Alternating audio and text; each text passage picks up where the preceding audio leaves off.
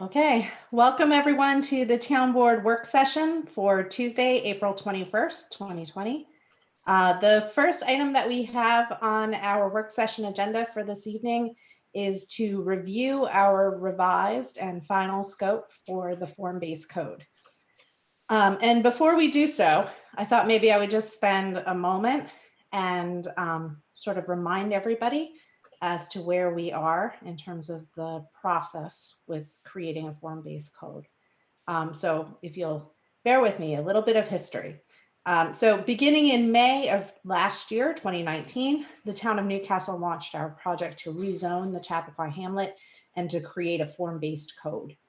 A form-based code differs from traditional zoning ordinances, which regulate land use by dictating where uses can occur, retail uses, residential uses, industrial uses, etc. A form-based code is an innovative approach that considers how our zoning relates to other issues like infrastructure, parking, open space, design, architecture, and it focuses on the form that the building takes as opposed to mandating its use. So our project to create a form-based code, of course, reflects the goals that the town set in our comprehensive plan in 2017 to preserve the town's bucolic and residential character and its historical resources while promoting new mixed-use development in the hamlets to meet the community's housing needs and foster thriving commercial and civic spaces. We have a website that you can go to. It's mynewcastle.org/rezoning, where you can find all of the videos from our meetings and past project documentation for this project. Earlier this year, this town board, acting as lead agency under seeker, issued what we call a positive declaration. So in that positive declaration, we found that there are potentially significant environmental impacts as a result of this project. And the town board determined that we wanted to do a full environmental impact assessment, or EIS. The point of doing the EIS is to be able to answer some of the questions that have been raised to date. So things like, how will increase in density in our downtown impact traffic and parking? How will the building heights that have been proposed in the draft code impact the character of the hamlet? And because it was critically important for us to get the right EIS and to study the right set of issues, the town held 2 public scoping sessions and held open for public comment for several weeks our scope for the EIS, which is essentially sort of a list of questions, a list of categories, issues that will be considered in our environmental analysis by the consultants who we have with us for our meeting today. And so, we want to thank everybody who participated in this process. And where we are right now is that we are reviewing the final draft of this scope. So this will then become the list of issues that our consultants will take back and study and come back to us with the draft generic environmental impact statement, EIS. We had been working on this steadily through the months of January and the months of February. We have been delayed several weeks due to the current crisis. However, we now are eager to be able to finalize our scope so that we can have our consultants take the next step and produce the DGEIS. So tonight's scope review and our proposed action, which is to approve this final scope, is administrative in nature and should not be confused by anyone with our approval, with the town board's approval for the form-based code itself. That will happen later in the summer or early fall once we've received the results of the DGEIS, and there will be numerous public hearings that will be held to review the results of that study. So that's to catch everybody up on where we are right now.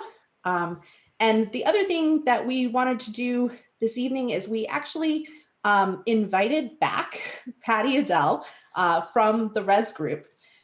Patty and her team at the Res Group, Bruce, who's a part of her team, has been putting together the sort of financial analysis and the real estate sort of scan that underlie a lot of the assumptions that we have been making in the form-based code. We invited Patty to come back tonight specifically to talk with the board about the question of why it's important to continue to move forward with the work that we've been doing on the form-based code in light of everything that's happening right now in terms of the coronavirus crisis and the economic downturn and all of the uncertainty that that has led to. So Patty graciously agreed to come and speak with the town board.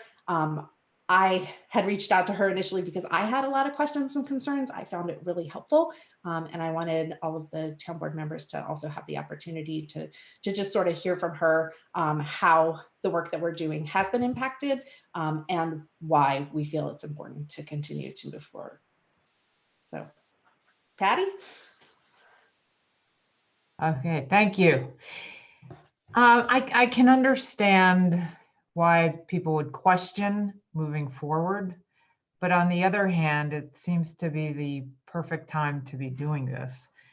Ivy very well identified the overall objectives of the code, and all of that effort is really for a long-term plan. It's not to plan for 6 months from now, a year from now. It's to plan for 10 years from now and how the town is going to look in the long term, 20 years from now.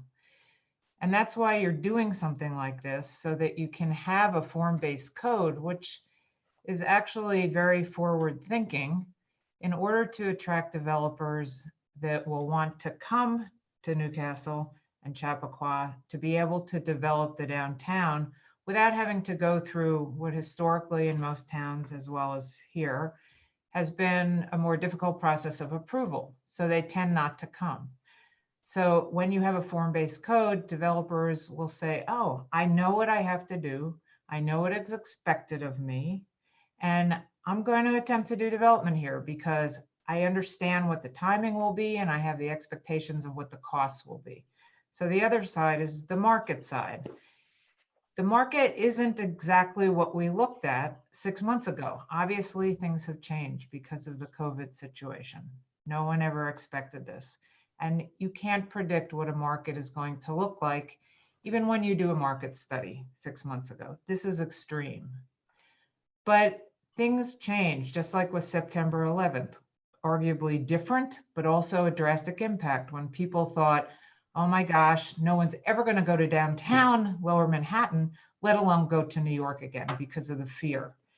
People get over things, markets change. It happens even without a crisis, it happens every 10 years. There's a change in the market. Things happen there way before it was expected. In this situation, what everyone is saying and what we're hearing is the biggest impact will occur in the markets once a vaccine is developed or once a cure is developed for COVID. At that point, I think things will feel more normal and people will view things in a different way. But you have a setup right now so that when that happens, you're in a position where you have the transit. That's not going away. You have a town that has all the assets and the parks and the infrastructure and the buildings. You have roads, you're doing improvements to the streets. All that's being put in place so that when people are ready and developers are ready to invest, it's there. And there's not going to be a question about that. So I think you're in a great position finishing this code now. You've invested all this money and you're through the difficult area. And now you're just getting through, as you said, answering the bigger questions in terms of the impact on the environment. So from my perspective, from a real estate perspective, I think you're still in a good position. And the code will respond to the market, whatever the market is, 2 years from now, 3 years from now, 10 years from now. And you've already established what it is you want to see from that code and how you want your buildings to look. So I think you're in a good position. Thanks, Patty. I appreciate that. Bonnie, did you have anything you wanted to add to that? So there we go. I found the mute. Not really. It was very well said. I think that the overriding one of the overriding issues again is the fact that you have been planning this already for several years. It was a major one of your priority projects from your comp plan, which took a couple of years to develop. It was a long-term planning initiative. And the fact that this started last May, you're substantially through the process. And again, I'm not sure what the purpose of putting it on hold really would be. I mean, you've managed to figure out how to do your meetings and we can all talk to each other. We have a good idea of what we're going to be doing to do the environmental impact statement. We put a lot of thought into that. You've had your public sessions for that input. And now we're at the point where we go back and produce the document and we bring it back, and then your your schedule can keep going. And as Patty said, it's a long-term objective. So I really think that it's upholding what your master planning process has already put forth in no uncertain terms. And I think it's, well, I'm going to hope for the best on being able to get out on the streets and eat at restaurants and walk and spend time at the parks again. And I'm sure it will happen. So that's all I would add on the big picture. Thanks, Bonnie. I want to give the town board members an opportunity to ask any questions on this topic of Patty or Bonnie.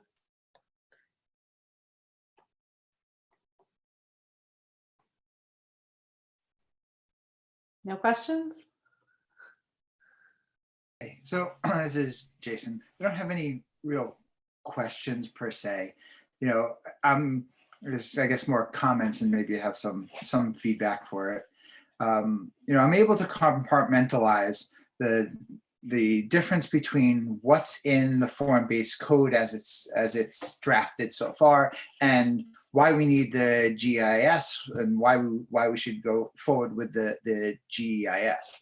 And I think the challenge that many people in our town have is the difference between the two and how much we are studying, knowing that there's some possibility of what's in the form-based code right now not actually coming to fruition.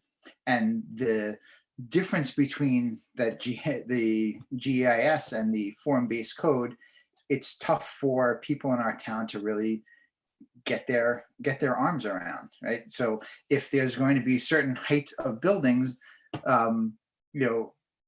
we've got plenty of people who look at that and go and say that their gut says that it's a lot. And so we know that the GIS will figure out whether it is a lot or it is not. And the question becomes, how do we balance for our community what's possible via the code and what's likely via the code versus how the environment of our downtown hamlet will actually be impacted. I think it's a tough, it's tough for people to absorb and understand what the change will really be. I could make a couple comments on that.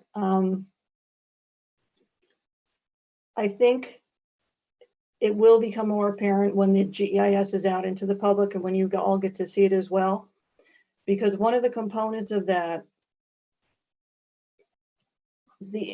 what we're analyzing, the proposed action is actually the adoption of a new code, replacing your existing business district coding, zoning code with the new form-based code. The new form-based code contains maps and street sections and a lot of visuals and formulas about how a person who owns land is going to come in and the potential for that development.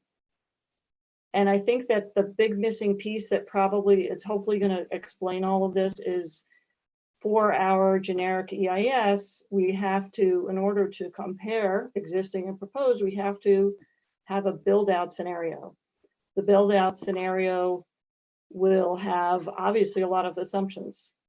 And we've already come up with that build-out scenario, Eric has, and it has a plan and it has then a list of assumptions about parking, about open space, about historic properties, about the town parcels, what's staying, what's not staying.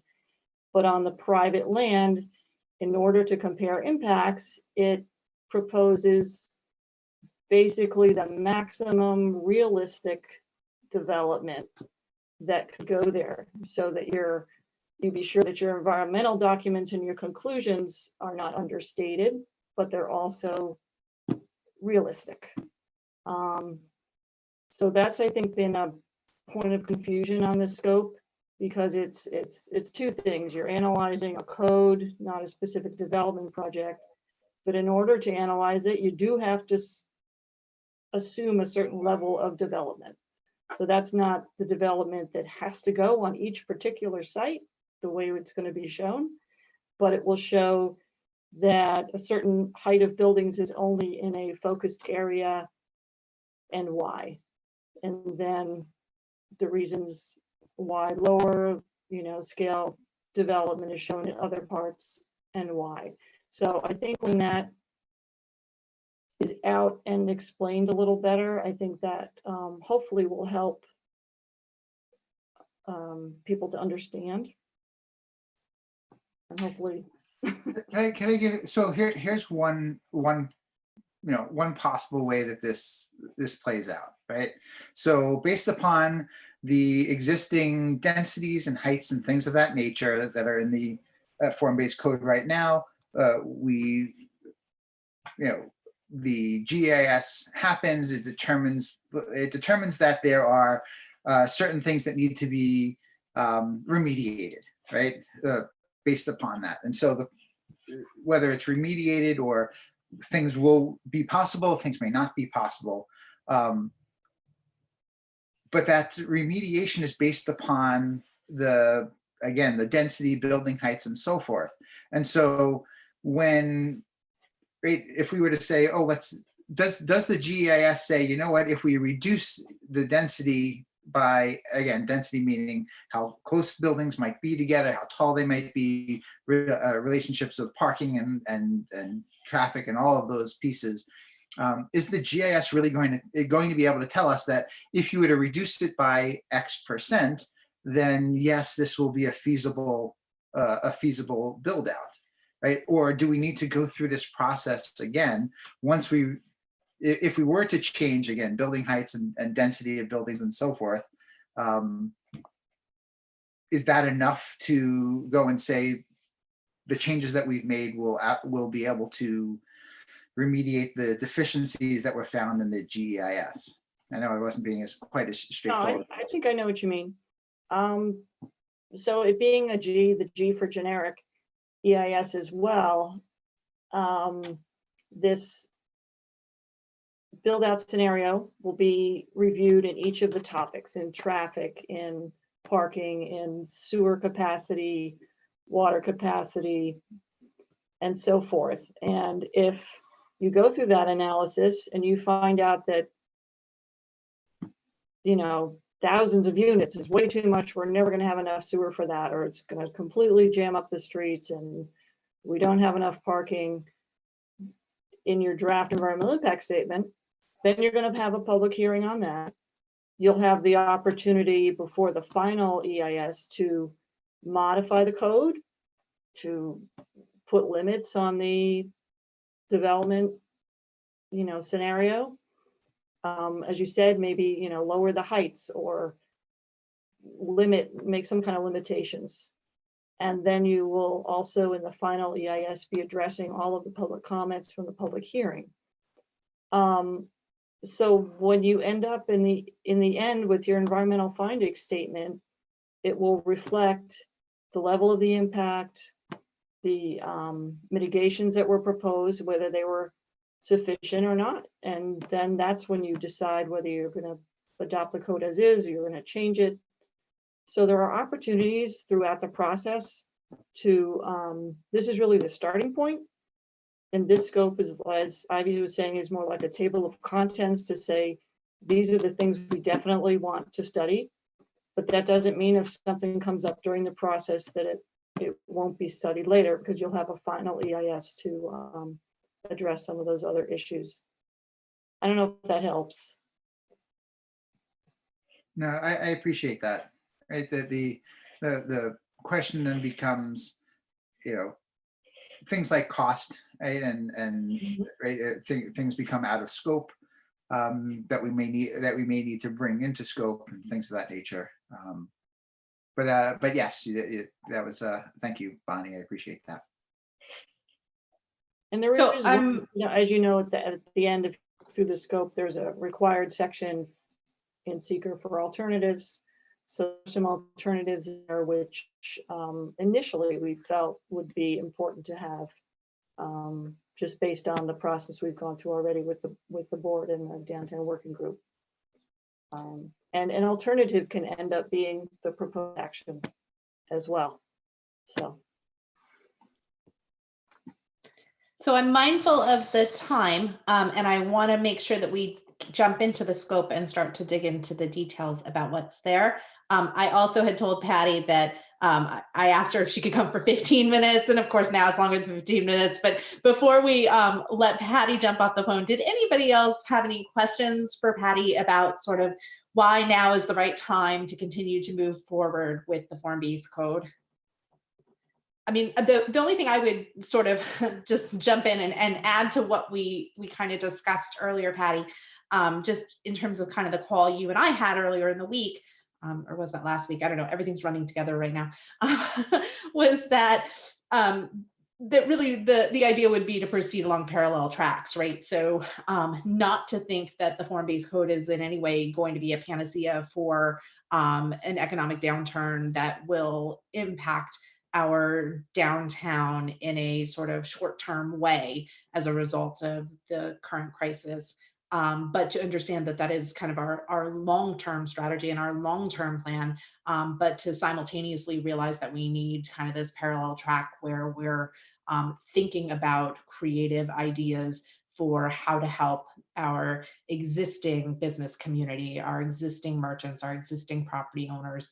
And, we have already, much to Lauren Levin's credit, who's been taking the lead on this and working with our fabulous Chapel Millwood Chamber of Commerce, we have already started thinking along those lines about, how can we support that community? But I think it's just kind of in discussion with you, your recommendation was really like, you need to do both, which I really love because it means we just need to work harder. Do more. But I just wanted to throw that in there, that it's not as though we are pursuing this to the exclusion of trying to use our resources and our time to think about how to help our existing business community. Right. I think that's one of the points we discussed. The other part of it was that you noted that many of those things don't require local funds. It's a lot of state, it's federal. It's really reaching out to the retailers that are there, because when we did our work, part of the issue was how do we strengthen the existing retailers? Now that's even more important. How do we make sure that when this is all over, they can survive and hopefully have this interim difficulty with some support from the federal government and the state government, and you can act as an ombudsman in helping those little retailers that are there to survive this, because over the long term, the development that's going to take place is going to help them because more people will be coming in to spend money. But yeah, it is two tracks, and you're focusing on the long term with the plan, but because of this whole COVID situation, the short term is just important. And you were focusing on that before, and now it's even more important.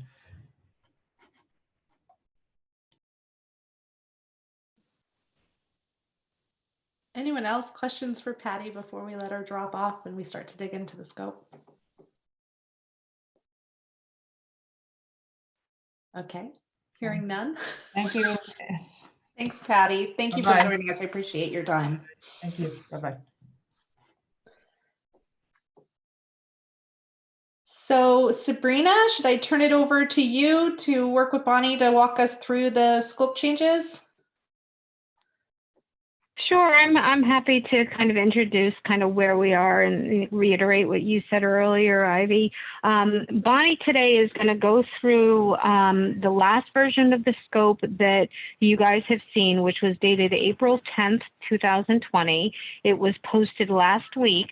There have been changes since then, which really relate to discussions that the town board has had with myself after speaking with the consultant team, really trying to understand whether or not certain public comments were relevant to the GEIS, went in a different direction from the GEIS, or needed to be incorporated into the scope. And so all of the documents up until yesterday have been posted online. Bonnie, I'm going to turn it over to Bonnie. She's going to go through the most recent version dated yesterday based on those conversations that we had last week.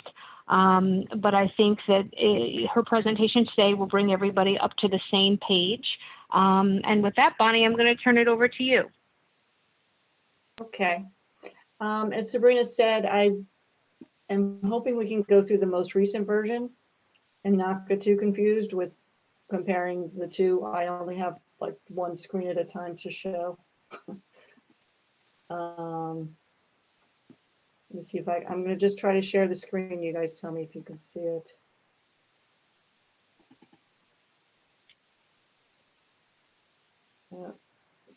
You're up. I'm coming over here.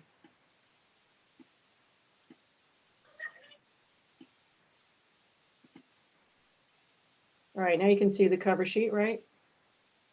Nope, it disappeared. We're now looking at your desktop. Maybe this is the main screen. Hold on. Can you see that? Yes. All right, That's I was it. the wrong screen there. So I'm going to be turning to the side because now I'm looking forward. All right, so this is the scope that Sabrina and I have been through back and forth several different versions and talking of all of these.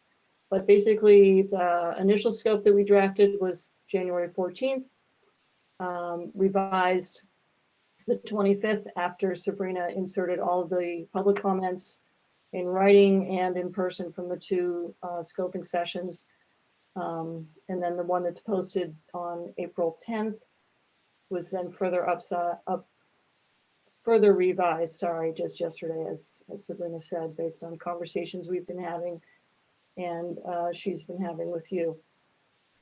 I'm just going to go through page by page if that's okay, and you guys can ask questions. There weren't a lot of changes in this introduction, the purpose of the scope, the description of the proposed action, which recounts about the comprehensive plan process, required approvals, and again, a description of what a generic environmental impact statement is. These are kind of the required things, table of contents, executive summary. The location of the action, the site being the actual business districts in Chappaqua, which you've all seen the outline of the study area. We'll discuss the land itself, it's public, it's private, how much of each, the lot sizes and so forth. So then we get to the proposed action, which is really as I was saying before, the proposed action is the form-based zoning code itself and the act of replacing your existing business districts with this code. It's going to describe a regulating plan and the regulations, which is different than a traditional zoning code. It's going to discuss the development standards, the architecture, the definitions, how it applies to and works into your existing code, and then of course the proposed development and review process. And some of these things you'll see the strikeouts doesn't necessarily mean we're not including that, but it's kind of a duplication. So a lot of these, you might see that some of it's struck out. It doesn't mean it's totally not included, but it might be mentioned elsewhere, or it's already going to be included. So the build out scenario with the proposed code is what I was referring to before. And obviously with that, we'll have to describe the assumptions. This is what we consider the build out, the maximum build out. There was confusion in the alternative section for a while because we were being asked to do an ultimate maximum theoretical build out. And that really, after talking with Sabrina and Eric, what he's developed really is he feels a maximum build out because it has to be somewhat realistic. It can't be anything everywhere that everyone would build with no constraint. You know what I mean? There's always going to be assumptions that you have made, and on all different fronts. So that's why I added the word maximum, because we're considering this to be the maximum build out in order to analyze the impacts on all of the different topics that we're going to go through. So the assumptions will conclude combining of lots or not, parking, the uses on the public lands, and what the realistic development expectations are. So this is an example of where we took some of the wording out that was added from the public comment, but it really, it will capture the same basic information. And within the build out, we'll obviously break it down by discussing the residential. It'll discuss the commercial and the retail, and of course the circulation and the parking. It will also discuss the open space and the infrastructure. One of the required sections in an EIS is the project purpose, need, and benefits. So that's where we'll discuss why you're doing this and the motivation behind it and the objectives.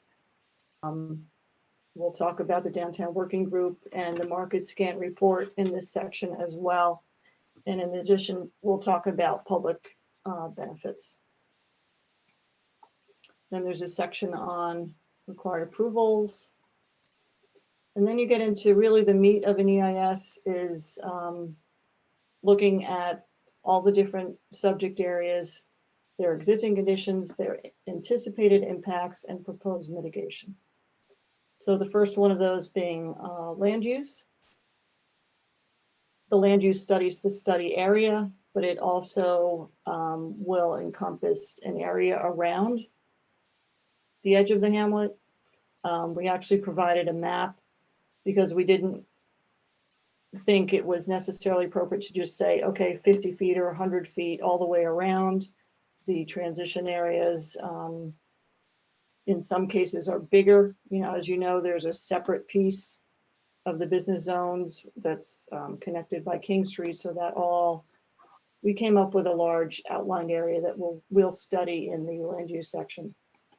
And the map is at the end of the code, so you can visually see it. It's not just a description, would have been harder. And then the impacts, we'll talk about the changes basically between the existing and the proposed.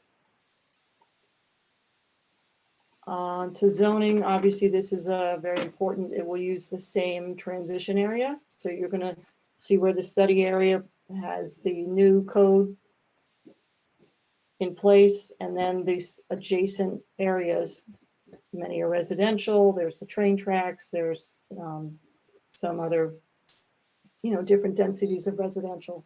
So that'll be compared and analyzed in this section.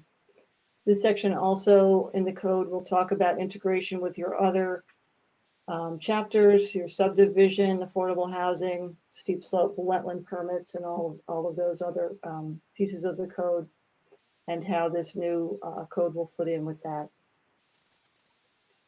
You guys can stop me at any time if you have a question. Visual, describing the character of the study area and immediately surrounding neighborhoods, and specifically, again, we did a map so that we, you know, would be clear on what we're talking about, but there are 11 different areas where we felt we should do views from, which these are really going to be a photograph showing the existing condition. What does this view look like now? And then we'll describe using some photo simulations, some cross sections, some narrative as to what the change with the build out scenario would be. So basically, again, it's easier to look at the map, which is at the end, but coming into the hamlet from the bridge, looking north on Greeley, looking south on Greeley, looking toward the intersection with King Street, plus then up at the Bedford Road and King Street area, plus 149 King. Someone's marking on there.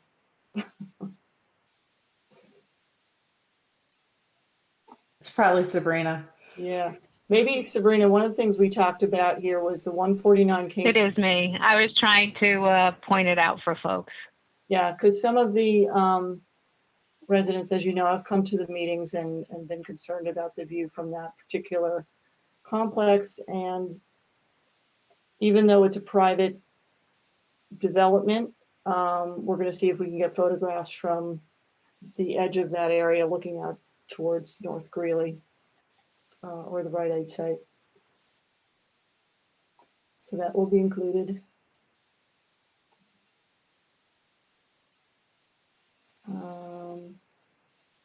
And again, this is still in the existing conditions, talking about the general height of the structures in the study area and the character of the rooftops and equipment and so forth. So then in impacts, as I said, we're going to take the same list of, these same 11 spots, and we'll talk about how the character would change with the build out scenario. So even though they're not listed again, it does say that. Obviously, architecture is important in the form-based code and is going to have some quite detailed descriptions. So we'll reiterate that and talk about height as compared to allowed height, existing height, sorry, in the different portions of the study area. Sorry, we'll make that change there from allowed to existing. Describe proposed structural height as compared to existing. Oh, existing allowed height. Got it. Allowed height. I think it means even though there might be a 2-story building there, that it might be permitted to be 3. I see. So. Right. Just to clarify, the way that we are measuring height under the proposed code is very different from the way height is measured today. Right. So this is the existing allowed, and you will see in the hamlet buildings that are 2 stories and then buildings that are 3 stories. Those are all under the existing code. It's just the way the measurement is taken. So that the actuality of the heights of the buildings needs to be compared with the way we are measuring height under the proposed code. Right, I get it. Thanks. Any other questions on visual?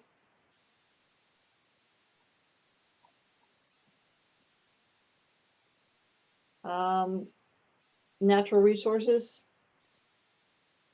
Since it's an existing built up downtown for the most part, most of these particular sections will be using existing available sources, existing mapping. Oh boy, I might have to sign into my system again. So we talk about geology and soils. We will talk about vegetation and wildlife. We will talk about, including in that vegetation section, will be the relation to the tree preservation code. Talk about wetlands, water courses, ponds that are existing and what those where those constraints are on the site. In addition, we'll talk about steep slopes, which there are. And in each of these sections, as I said, we'll talk about the tree ordinance, we'll talk about wetlands and water courses, other chapters and how they relate to any potential changes in the code. So then we move on to infrastructure and utilities. The main categories being stormwater and water supply. Flooding goes under stormwater.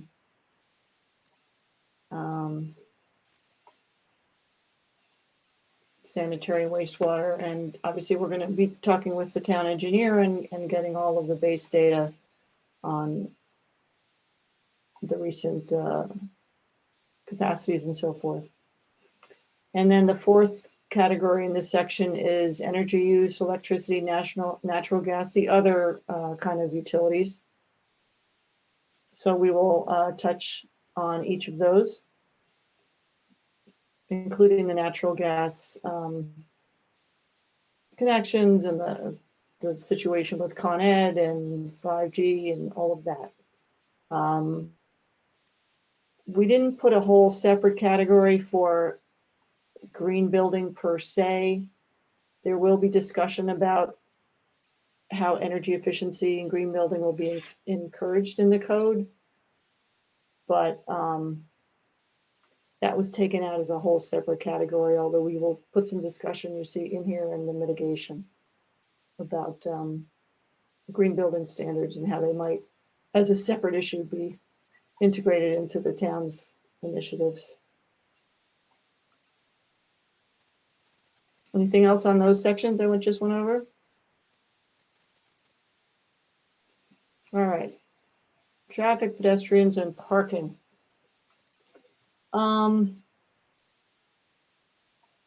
here again, discussing the existing conditions, the proposed impacts, and the mitigation. First, we talk about the road system. Then we talk about the non-vehicular, the bus, train, bikes, ridership, and all of that, and the transit system. And then using the trip generation standard methodologies, we have a list of intersections that we had actually come up with last fall, and fortunately, I think had already gone out and done the traffic counts. Because in normal times, you don't want to do it during the holidays, you don't want to do it when school is out. So we had done these, collected this information last fall. As you can see, King Street is already being analyzed quite a bit, and we felt that adding these additional intersections, which were not going to particularly add to the depth of knowledge that was going to help you make your decision. In addition to that, being the fact that we had not gathered this information, we probably basically have to extrapolate. If it does become important to add back in as we go through the process by next fall or over the summer, even if we're going into the final EIS, and that really becomes an issue, you could look at doing traffic counts on these other intersections. Describing the character of the streets and the streetscape improvements, and the new traffic light will evaluate accident data from the police and other available sources.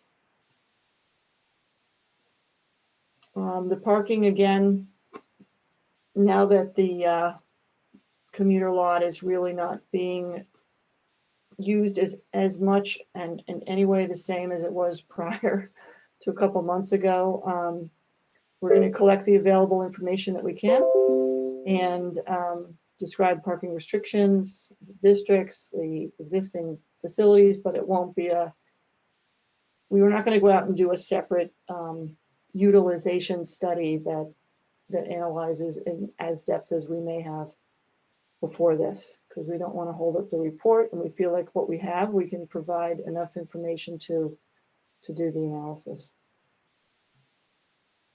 And then basically, as with most of the other sections, you're going to analyze the same factors and look at the build-out scenario and the anticipated impacts for all those different aspects.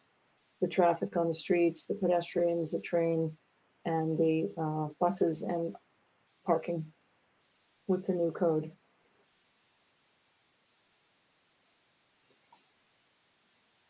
We took out construction because this is not really analyzing the construction, it's analyzing a potential future maximum build out, and the construction will all be, it's not a construction project per se. So that was another reason why some of the public comments were removed from here, just because it wasn't really what this is going to be studying. It's a generic studying a proposed law. It's not a site-specific development project. Cultural resources, historic and archaeological. We'll make sure that we capture the historic resources in the hamlet and the potential impact to those. Community facilities and services, sort of like infrastructure. It's talking about a level of service and capacities in the schools, the police, the fire protection, the public works, open space and recreation, community center, and the library, which is not just a idea. I mean, most of those facilities are right in the downtown. They're physical facilities plus the impact. We'll study the impact that this build out with the maximum level of either residential or commercial new uses that come into town, how they'll be affected, and the new population.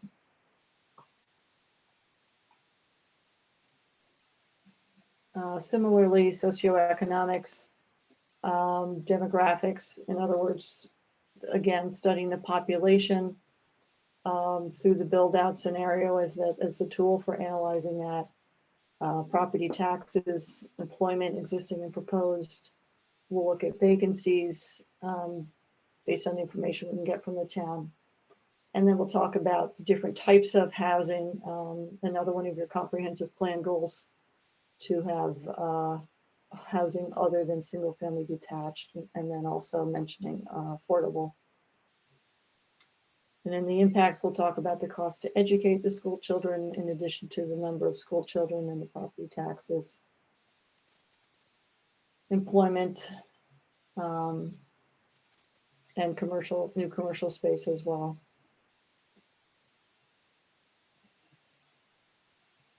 Hazardous materials, again, just scanning the databases and understanding where any potential conditions and constraints might be in the hamlet and what that means to the build out, if there's areas that can't be built on or whatever the constraint might be. And then air quality and noise, again, air quality and noise often relate to traffic, but not always. We're going to talk about noise generators, delivery and loading, and talk in general about what a new level of development would mean to the hamlet in terms of air and noise. We took out construction. Any questions? So in the alternatives, I put a few notes in the margins just to be sure we were on the same page in describing these. So I'll just go through it if that's okay. We have ended up with, I think, four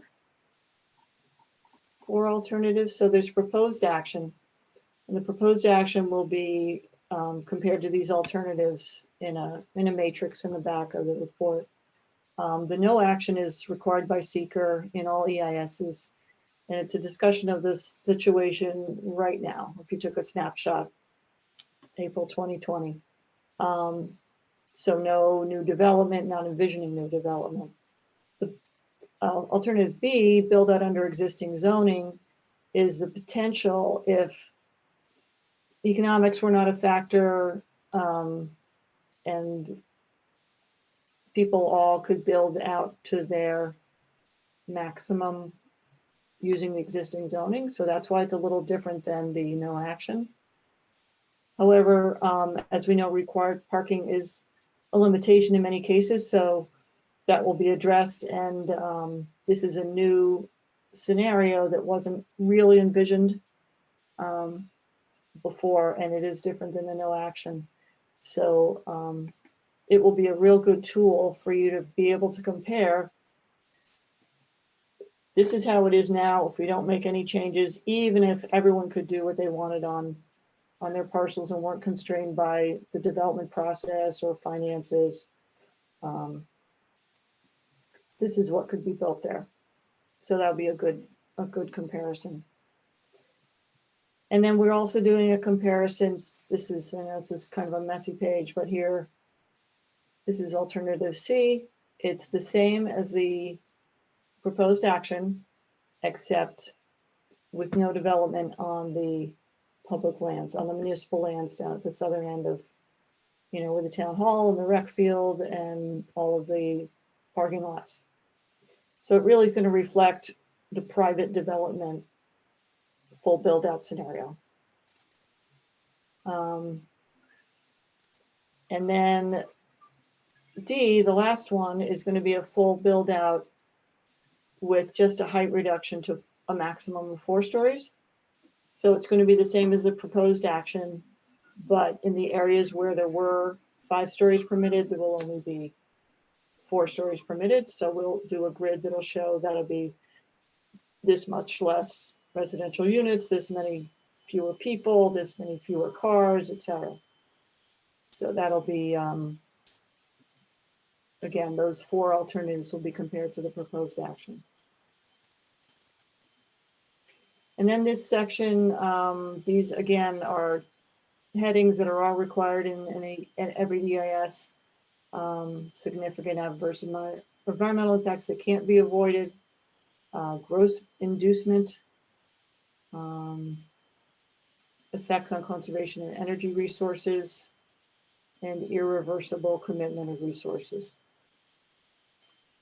And then the code, I don't know if the maps are attached to or they're not. The appendices obviously showing the technical reports that will go with this. Way too much, more than you needed to know, but that's where we are. And go back to any particular page if you want me to. Thanks, Bonnie. Thanks for walking us through the changes. I know we had some questions from folks who were in the audience, as it were, tonight. Just before we go to those, I want to check with all of the town board members. Do any of the town board members have any questions about what Bonnie's discussed with regard to the scope?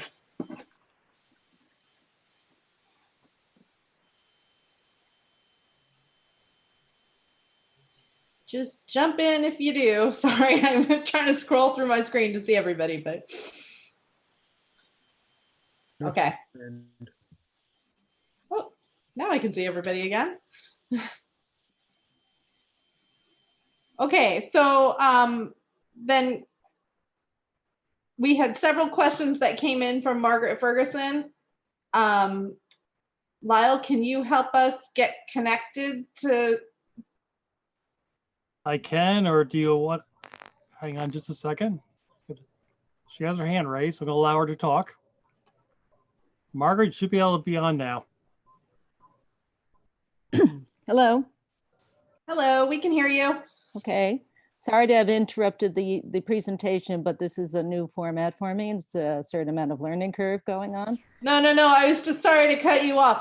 You had a lot of questions, and I was trying to read your questions and listen and read. And I got overwhelmed. Okay.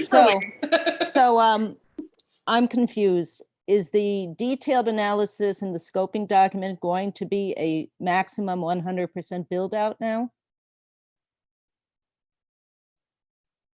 Because the document I have April 10th document, and it keeps saying a realistic, I have to find the exact wording, but I think it says something like realistic build out scenario. Yeah. And then at the end as an alternative, which now appears to be deleted in the April 10th draft. But again, I'm trying to work between something I don't have and something I have in front of me. Right. Is the build out scenario that's going to be addressed in detail a maximum 100% build out scenario? Do you want me to answer that? It's yes, I would say the answer is yes. The first round of the scope did have an alternative with a maximum, ultra maximum theoretical build out, but the more we talked about it, it was not going to be that much different. And it really was not realistic at all to think that that level of build out would ever occur for many different reasons. So therefore, we eliminated it as an alternative, and I think everyone on the board and the public will feel more comfortable knowing that the proposed action it's realistic, but it's a maximum, it's aggressive. So Okay. It's to show what really could happen, but there'll be a series of assumptions that will be listed, and you'll be able to see how we came up with it. But when you say a series of assumptions, that's where I get a little confused. Is if you have, I got to use an example. If you can put one area that has 4-story buildings and it can be built to a certain size of the property line, is that going to be the assumption that it's going to be 4 stories and built within the maximum build out to the property line, or is it going to be something less? Yes, no, it will be like that, but it will be, there'll also be assumptions that, you know, the Bell School will remain a school and that Horace Greeley House will stay in the same place. I mean, it's not going to be a. And recreation field will be recreation stay field. as a field, right? It's not going to show that kind of ultra level of, you know. Is it going to use a full build out of the commuter lot? Right, but the build out, the plan itself is a mapped, you know, shows mapped areas that only can be developed to certain levels. So that's really what this will do. That's what's different about this code, I think. Well, I guess what will it show a full build out of a change of the commuter lot to, I don't want to choose the wrong word. Yes. No, it Yes. will. It will. Okay. Yes, it absolutely will. It will, because right now the proposed code identifies the area within the train station and the commuter parking lots as being able to be built out. Right. So when you said that the, for example, rec field, isn't rec field in the same rezoned area? It is, however, there is policy that exists through the comprehensive plan that the community does not want to get rid of recreation field. So to understand which areas in the rezoned lots, I'm sorry, when you take the map of the rezoned areas and you look at it, to understand which areas on the map show that they're being rezoned and potentially developed are being cleaved out of development, you have to go back and understand other documents and other history to understand why that's happening, such as with rec field. No, it will all be in there. But that's a good example of how that parcel will be shown as based on previous historic policy and on the downtown working group and on public input. Rec field will stay as rec field and it will not be shown as a potential for 4-story buildings. Right. The GEIS will provide explanation for the assumptions. So in the event that the build out analysis doesn't show build out on rec field, as Bonnie is saying, the GEIS will include why it is not being shown as part of the build out, so that all of the information is in one place and the assumptions can be clearly understood and interpreted in relation to the map and the plan. Then why rezone rec field? Why rezone? Because right now recreation field is not a separate parcel and its use is not affiliated with its zoning. It's currently zoned, I think, for business business retail zoning. And right now the town does not have open space zoning. All right.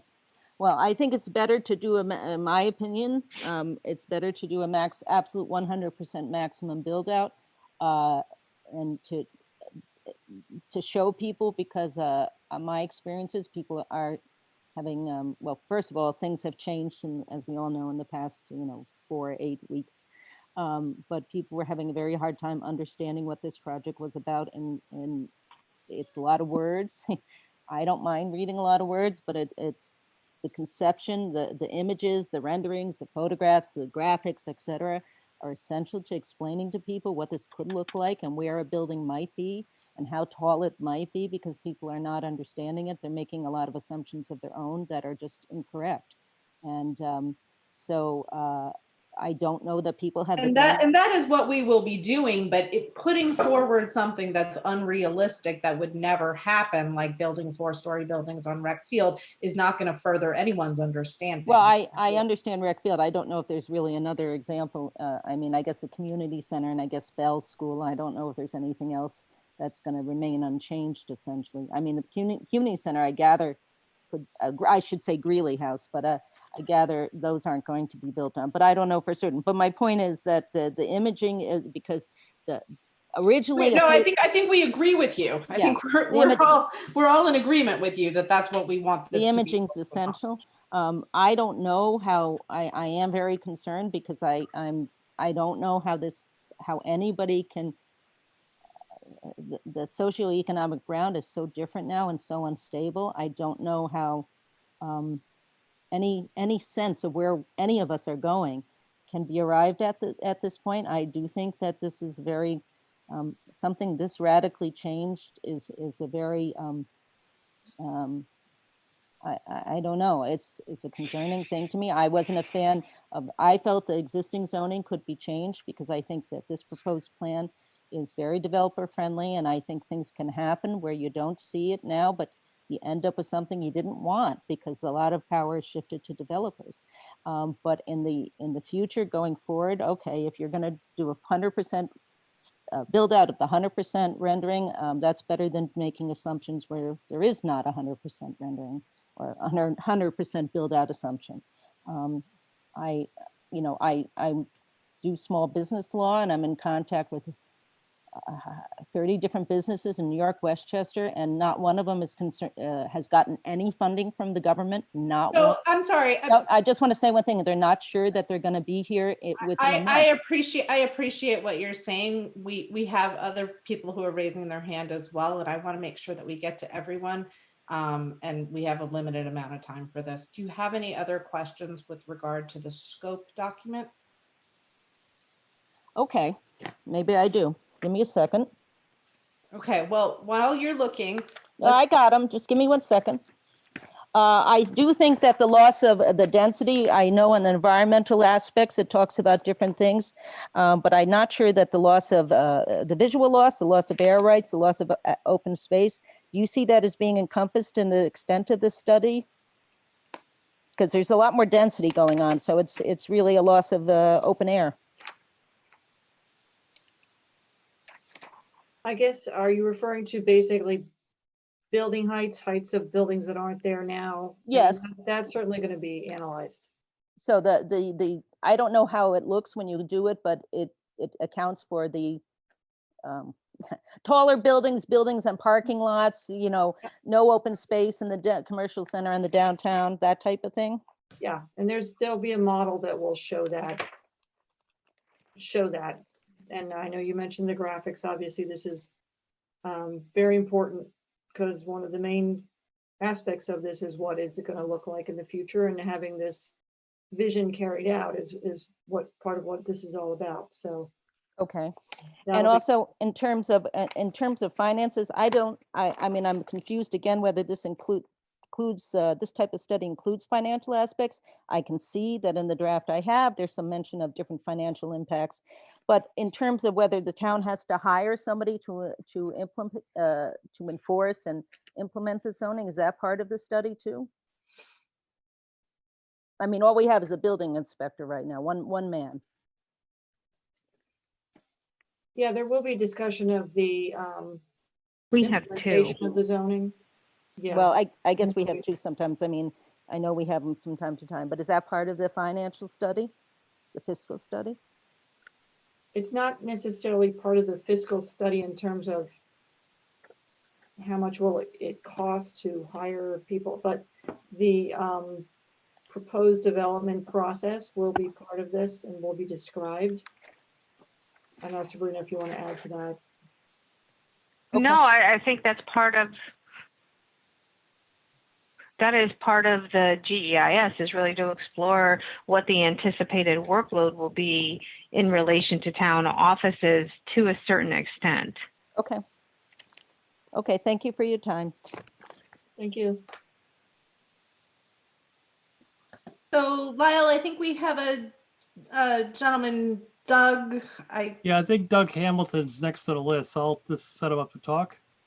That'd be great. Thanks. Actually, here we go. Well, Doug has an old version of Zoom, so he cannot talk. Oh, okay. So Doug's question, Bonnie, I will read to you. Yeah.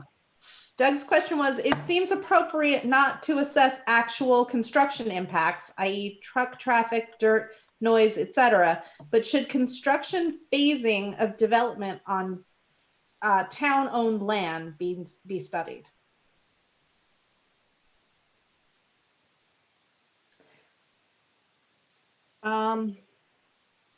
Again, I think the town-owned land actually being developed is a next step. This is really to look at the potential build out, but not necessarily go into the various aspects of what the construction project might be. Because there are so many possibilities. I don't know, Sabrina, you want to add to that? Yeah, I also think that the construction impacts is kind of a second level. I think the first step is the zoning. The next step is the town board needs to consider in tandem with the community as to whether or not they want to change anything about town-owned land. And, you know, as part of that process and looking at potential development projects that are consistent with zoning, then you would examine the actual construction impacts, the construction phasing, that type of thing. This is a higher level of zoning, not necessarily the details as to how a particular property will be developed and those impacts. I don't know if that helps.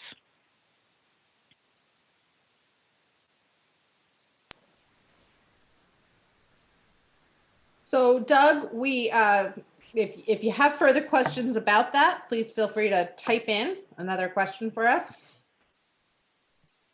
I think we got Warren Gottlieb next. And he typed his in on the Q&A as well. Are you able to connect him with the town board? I will try. Hang on.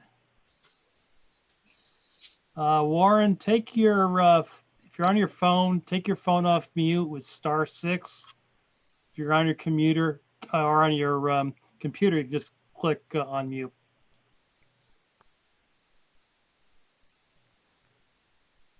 He may have left. He said he had to leave. Okay, I'll read Warren's question. It says, I was wondering if the town board would consider putting off voting on the resolution approving the latest version of the scope so that residents can have a reasonable opportunity to review the last two red lines, the one in the packet and the 420 version being discussed tonight, and determine if it reflects their input during the drafting process. Given the current crisis that we are living through and the fact that New York is on pause, I believe this would be the right way to go.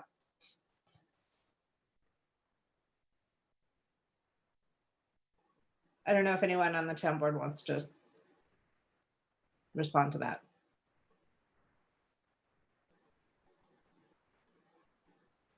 Well, I mean, I think what we have done, you know, in the more recent past is when something's up for discussion, we haven't generally voted on it the same night. And I know it is on the agenda to do that tonight, but given that residents are asking questions tonight and maybe haven't had a chance to review the draft that we're talking about tonight, I would be okay putting it off one more week till our town board meeting next week instead of at the work session.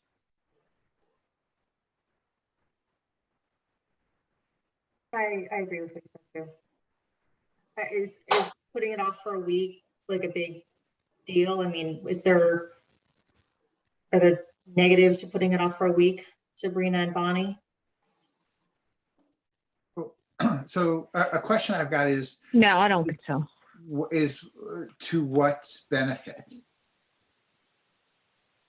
Right? So we have, we've, under kind of a different town board starting in January, we've had, lots of, several outreach sessions. We have discussed this at other town board meetings. We've gone, while there are some changes in the red line version, they are not massively impactful. I think they were thought through by our consultants, by our town planner, and even by our town board as well already. I would feel differently if we were talking about the actual plan itself, or later the actual form-based code itself, or later, later steps before we adopt a form-based code.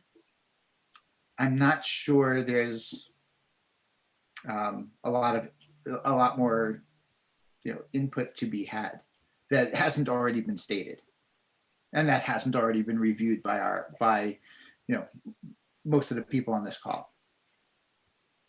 So Jason, to me, the biggest issue is not kind of all the things that have been brought up at our scoping document sessions, but really to me, the biggest issue is making sure everyone is understanding the actual scope of what's being studied, not in terms of traffic, but in terms of full build out versus realistic build out versus current, zoning. And I think, we certainly spent a decent amount of time talking about that this past week. So I just wanted to give the public enough time to make sure they're understanding it. They're asking any questions with regard to that. I don't think that was really brought up so much during the actual public sessions with regard to scoping. I think people were more focused on what else should be included. So I'll jump in. I don't have a problem with delaying the vote to move forward with this until next week. I think that's fine. I do, however, I would sort of echo some of Jason's thoughts with regard to, I don't know how much is going to change substantively between the draft that we're reviewing tonight versus the decision to move forward with it next week. I haven't heard anything tonight that would make me think there's going to be a change to this draft before we move it forward. But I also, on the other hand, don't feel a need to push it forward, having been, at least part of the reason why it was delayed for the 8 weeks that it's been delayed. So, so an extra week doesn't feel like it's. So that's just the one thing I wanted to add, is that if things had proceeded as they had in February, we would have voted on this on the first week in March. And we put it off just as a matter of course and courtesy and convenience. But I just don't want people to be under the false impression that this document is more than it is. This is the outline of things that we're going to study that help form the basis and inform the draft generic environmental impact statement. And at that point, all of these comments will be included and the public will have an opportunity to decide how they want to move forward. But I mean, ultimately you guys will, next week doesn't make a difference one way or the other, but I don't want to give this false impression that this document is in fact the draft generic environmental statement. It's not. This is just the beginning of us being able to form it. So that's my only cautionary word on it. I want to second what Jill is, I'm not lighting up, there I am. I Yeah. want to second what Jill is saying. I want to second what Jill is saying. I think we should have no false impressions here. We have to fish or cut bait and move forward. There'll be people who are pleased, there'll be people who aren't pleased. I think everyone on the board at least has done their due diligence. And I believe that people in the community have an ample opportunity. But in the whole scheme of this, I agree, 1 week is not going to make a difference. But they should have no illusions of what's going on. But we'll be listening for the next week. Yeah, Beyond the next week, pardon me. But for this purpose. I hear you guys. I hear Lisa's point too. I guess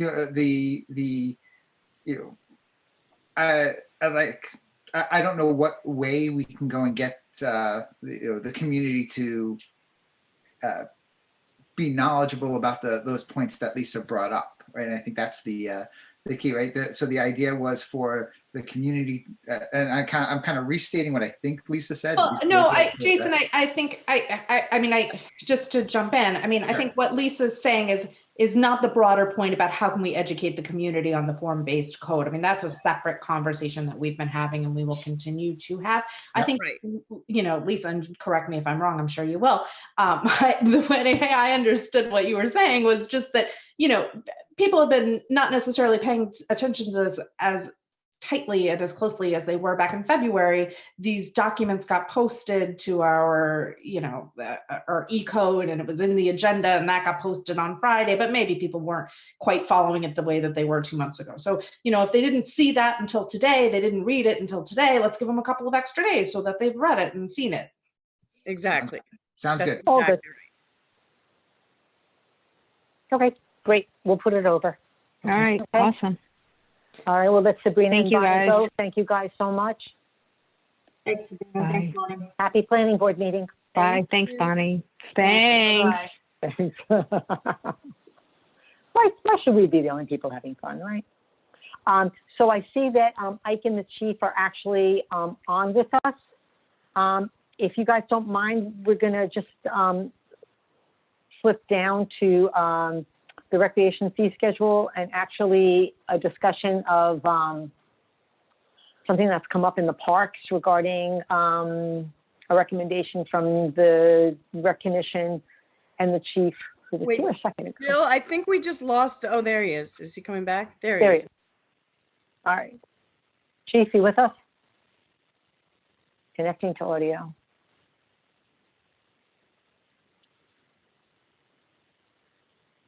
Chief, can you hear us? I'm thinking no. Not yet.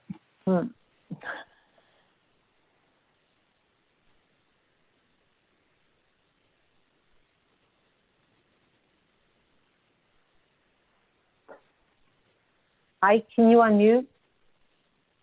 Absolutely.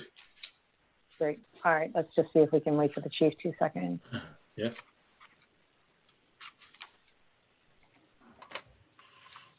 Lyle, if you're listening, Yeah, his audio he's is just starting having to a come little in. trouble here. He's connecting to audio now. Okay, great. Thank you. I don't know what to do with that, Lyle. They're up in upstate New York. You know, they don't have the internet yet. Hey, Chief. Nope, he lost it. Jeez. Maybe he can dial in Call. through Can a you phone. call? Oh, let me text him. Technology. Ike, you want to start talking and let me get the chief on? Yeah, Jill, you're going to have to text. He's not even connected here. Yeah, we can get started. I don't know where the town board wants to start. If it wants to discuss the fees first and then the dog leash, or Yeah. All right, why do don't you the discuss secrets. fees? Yeah. okay.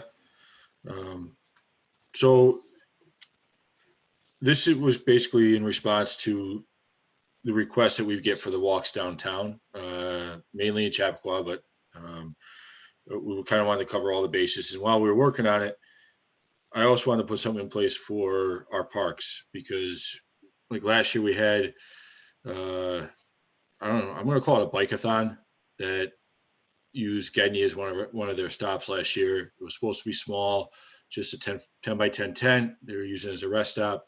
It turned into a total disaster. I mean, it was over 100 bikers coming through. It clogged up the park for the day. So things like that, I just wanted to kind of give us a fee schedule so that if we have organizations come to us and want to use one of our parks, it's mainly going to be Gedney, but for an event that would have, and I called it a significant impact on the park, meaning that it would affect traffic on 120. It would affect access to the park. It would affect parking there. We would have to bring in staff to kind of regulate the flow of traffic, make sure litter, garbages, bathrooms are all taken care of for the day. So that's what that park facility rental fee is based on. I know there were some questions about pavilion rentals, which we get all the time. Whether it's a small birthday party or a large birthday party, that to me isn't a significant impact. If there's 30, 40, maybe even 50, I mean, that might have some effect on parking in the back, but it's not going to affect the entire park and the operation of the park for that day. So that's where we would delineate, and it would be a conversation between the chief and I as to what would cross that threshold. And Ike, just a quick Yep. question. And you are envisioning that this applies both to residents who want to use it for those purposes and also to somebody from outside of town who wants to use it? Correct. Okay. Yep. And even if it was, and I know Chief gets most of the requests, but for the walks that people want to do in town, it's an impact on the area for that day or the extent of that walk.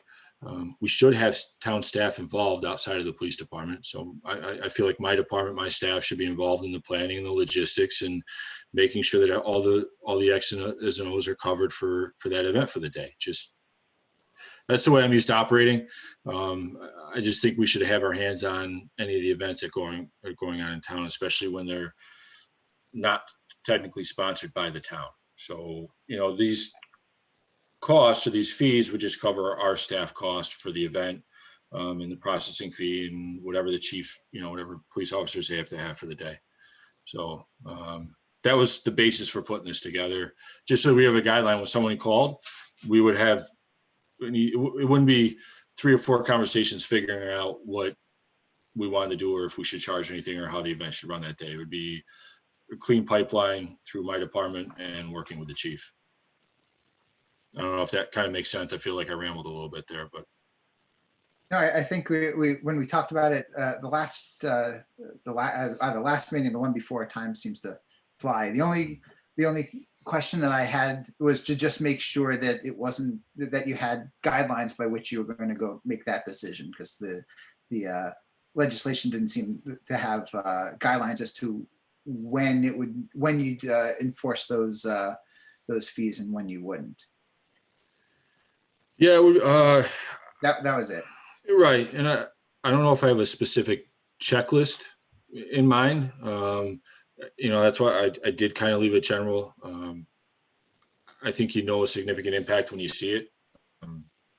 Just like I said, birthday parties that we get at the park all the time would not be an issue. It's the larger scale, and we haven't had anybody really come in for that yet. But what happened with the bike group last year, I want to avoid happening going forward.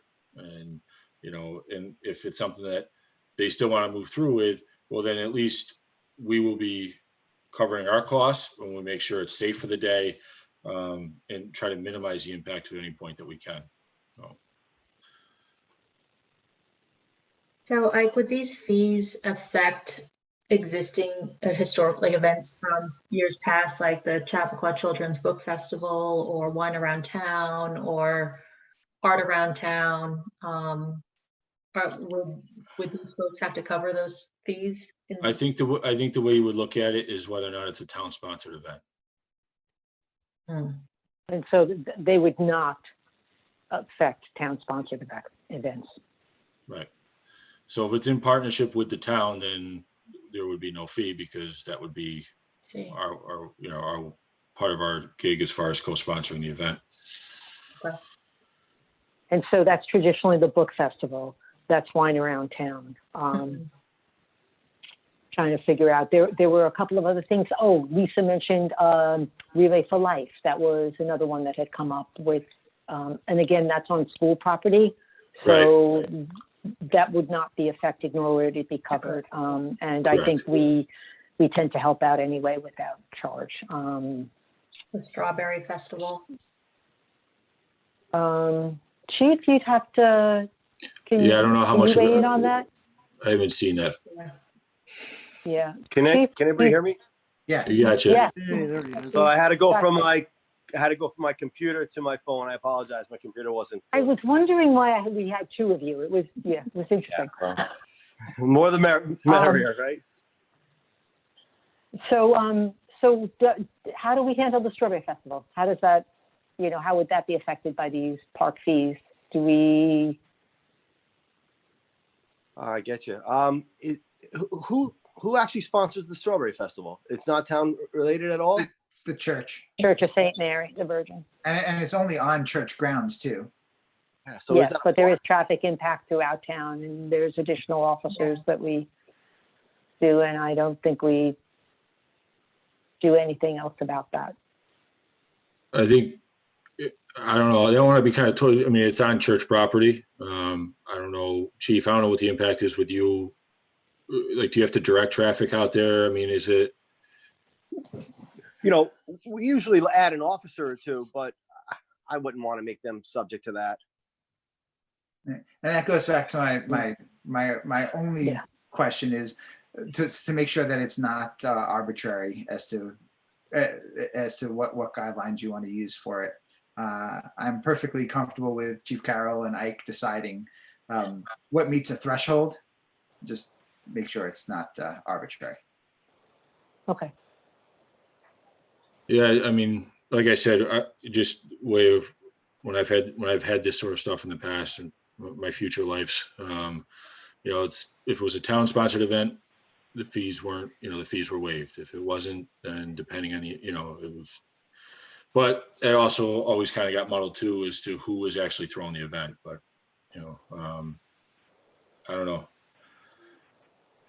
Well, I'm not sure that we can, I mean, I think we have to have guidelines. I think people need to know what it is that you know, that they should expect. Right. So, and I don't know what, outside of it being you know, use that town sponsored, even if it's just we're saying we're sponsoring the event and that's the extent of it, you know, that might help waive that fee structure for that organization. I don't know too much about the Strawberry Festival and how that operates. Right. It's not town sponsored. It's not on town property. I mean, how does it, why would it be subject to fees? It doesn't cost, you know, addition. It does, but it's something we've always provided just because of the volume of people in town. We just help facilitate. Yeah, it really doesn't fall within the parameters that we're looking at here. He's right on both issues. You know, it doesn't affect, it's not held on town property, and you know, it's not a town event. Same with the church summer festival. Right. Exactly right. And the same thing with Relay for Life. It's not on, yeah, it's not a town event. Property. It's not on town property. So. Yeah. But I think having this structure with the fees would be good for us going forward. And you know, the chief and I working together on it, I think would be the way. And I would like our department involved. Just, you know, when people want to do walks and things like that in town, I think we should be involved in the planning process for that. So. Okay. So maybe what we'll do is we'll speak with Nick about just tightening up the language. So I think it's very important that everybody's crystal clear about when this applies. And it shouldn't just be on a, you know, well, you know, but not that we don't trust you, but, you know, it should be apparent as to that it's being uniformly applied. That's, right. You know, that's the key. Okay. Very good, Jill. I'll get back a call tomorrow and start that discussion. Okay. Thank you. All right. So since we have Chief here, let's talk about dogs in the park. And because the Chief always is armed, I'm going to let him start the conversation. Because why? Because you're always armed. Oh, yeah. I'm not carrying now. I'm in the kitchen, so. Okay. So, Samantha Stratz is our new animal warden and park enforcement officer, and she's been assigned to Gedney since, I guess, right after the pandemic. And she's had a lot of opportunity out there and see what's going on. And frankly, she's doing a really good job. She sent a letter to myself and Lieutenant Dumser just for her take of what's going on in Gedney. And I forwarded to Ike, who forwarded to the Rec Commission, and which precipitated a further conversation with them. They actually liked some of her independent thought. And because of that, they asked me and Ike to sit in, or me to sit in on the Rec Commission meeting last Thursday. During that meeting, the concern came up about Gedney and lack of social distancing, and the concern with dogs off the leash on the trails, and that it was creating an issue because there was so many more people and more dogs, and it was difficult to maintain social distancing there.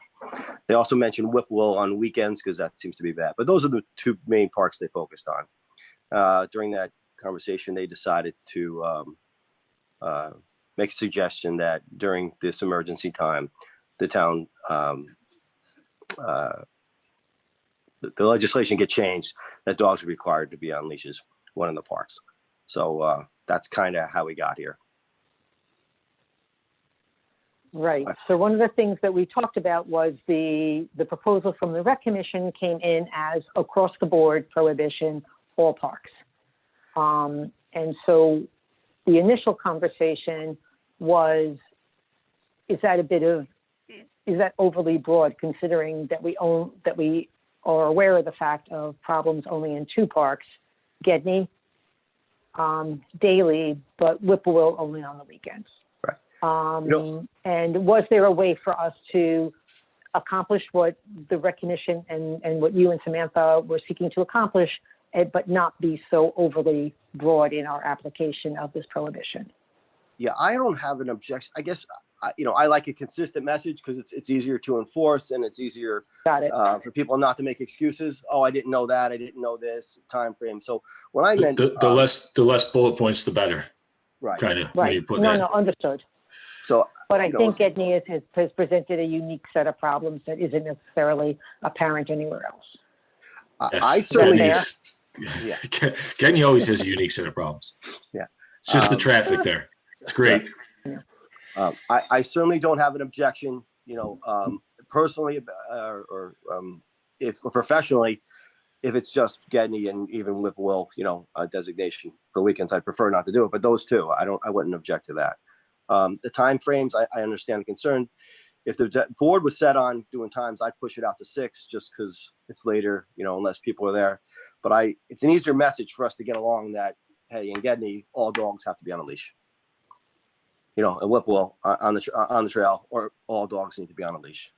The suggestion about less than 6 foot or 6 foot for the length, I think that was great. So I don't hike at Gedney because Gedney has always been too crowded to hike at. But I do hike every day with my dog. And I can tell you that I was in Glacier today. I was in Whippoorwill yesterday. The day before that, I was in Warburg. The day before that, I was in Sunny Ridge. None of these parks, with the exception of Whippoorwill on the weekends, none of these parks have an overcrowding problem that and like I said, I'm in these parks regularly. So I don't see an issue with any of these parks with the exception of Gedney. And so, my personal preference would be to focus on Gedney alone, and to designate this as a family park, a place that families can go and hike with their kids without the expectation of encountering dogs on the trails, given the high usage at that particular park.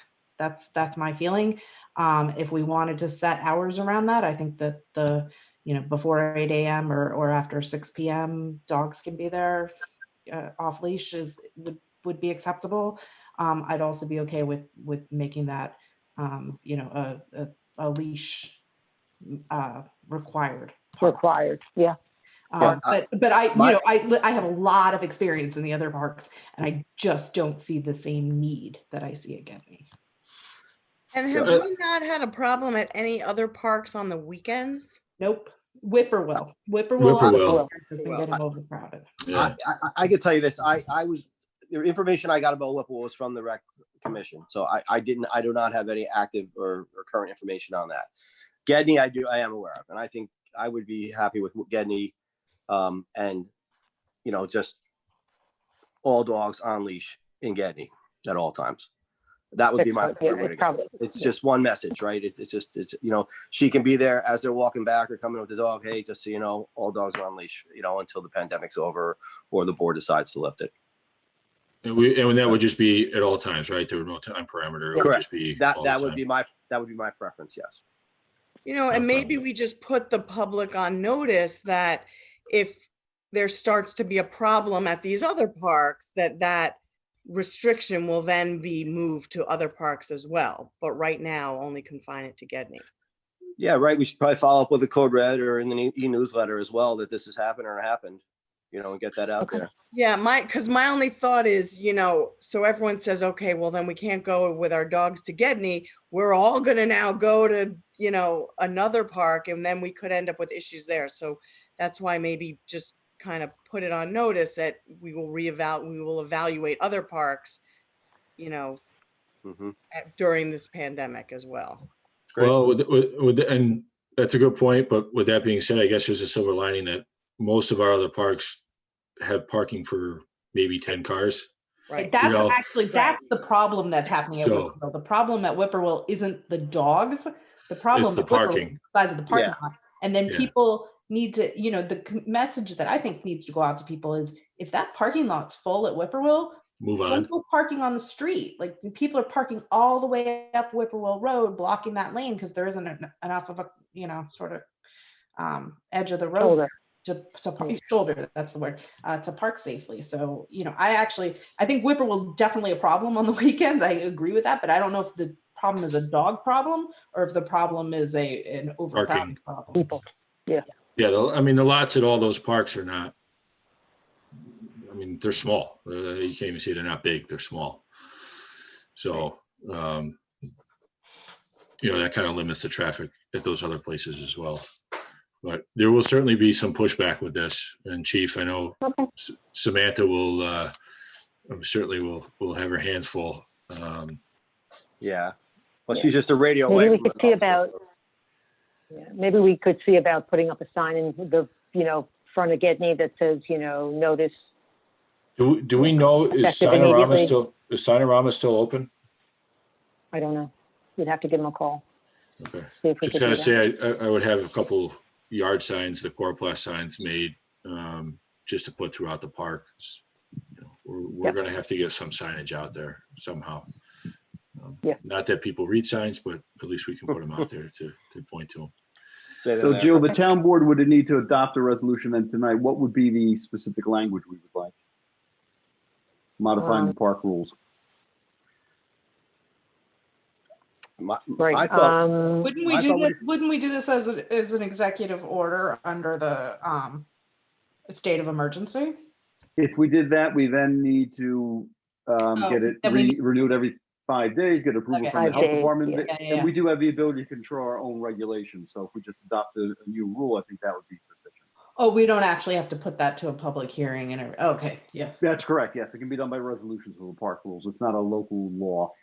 It's Got in the appendix to the town code that can be modified by resolution or by local law. Given the circumstances, I would suggest a local law is appropriate. Nick, could you amend I it mean, a just to resolution say is it's in appropriate. Gedney? Yeah, absolutely, yes. I think Okay, so that's what I'm feeling. can you let me just get Nick that. Here's my question. Does it have to go back to the rec commission? Because did they adopt it first? I think in these situations, the town board has the authority to do so, and you do have some guidance that has been given by the rec commission. So if you want to implement it now, I think you could do so. If you want to wait a week, then you can get the rec commission's approval. I don't think we want to wait a week. I mean, Right, so I would recommend, you have their thoughts and guidance on this. I think so. They should continue to advise us if this continues to be an issue. They're the rec commission. If the action that we've taken did not go far enough and they continue to believe it's a problem, they should come back to us and we'll talk about doing more. I think that's fair enough. So this will only be at Gedney, and what would be the specific limitation? I think it's dogs are on no leash at dog all shall be times. permitted to run in Gedney Park on Gedney Park Trail at any time without a leash not exceeding 6 feet. The resolution that you prepared, Nick, I think is fine, other than the fact that instead of it saying any park. Gedney, okay, then there's no time restrictions. Understood. No. Okay, great. I'll prepare that and send that to the board. Tonight, now.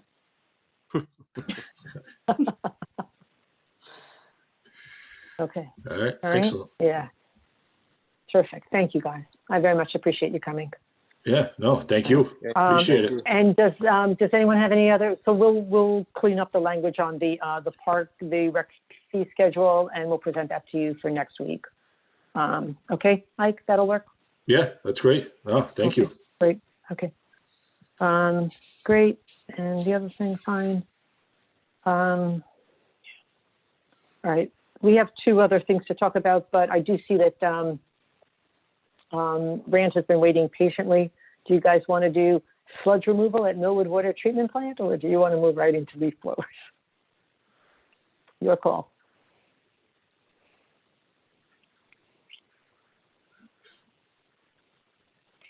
Is this my call? Did I? Let Rand go, he's here. Yeah, Jason, that's your fault. You texted me. Should we go to leaf blowers? Let's go to leaf blowers. I'm here for leaf blowers. Forget about thumbs up. Oh, did I just choose Rand over the chief? Oh, God. No, it's fine. No, It's fine. Help me out, people. no, Chief isn't here for, wait, Chief, are you here for something else? You know what? I'd like to sit down on leaf blowers because I figure that's going to impact me eventually. Yeah, same here. I'm gonna stick around and listen to that if you don't mind. All right, fine. Okay, I can't believe that if it was sludge, you wouldn't stay here, but fine. Rand, It's what can me I over say? sludge. 50-50 Well, shot on the fine. sludge. I feel honored. Well, thank you Okay. all. Well, first of all, happy 50th anniversary to Earth Day. It's tomorrow. Woo. So I guess it's mine to start. Everyone's Yep. ready? Okay.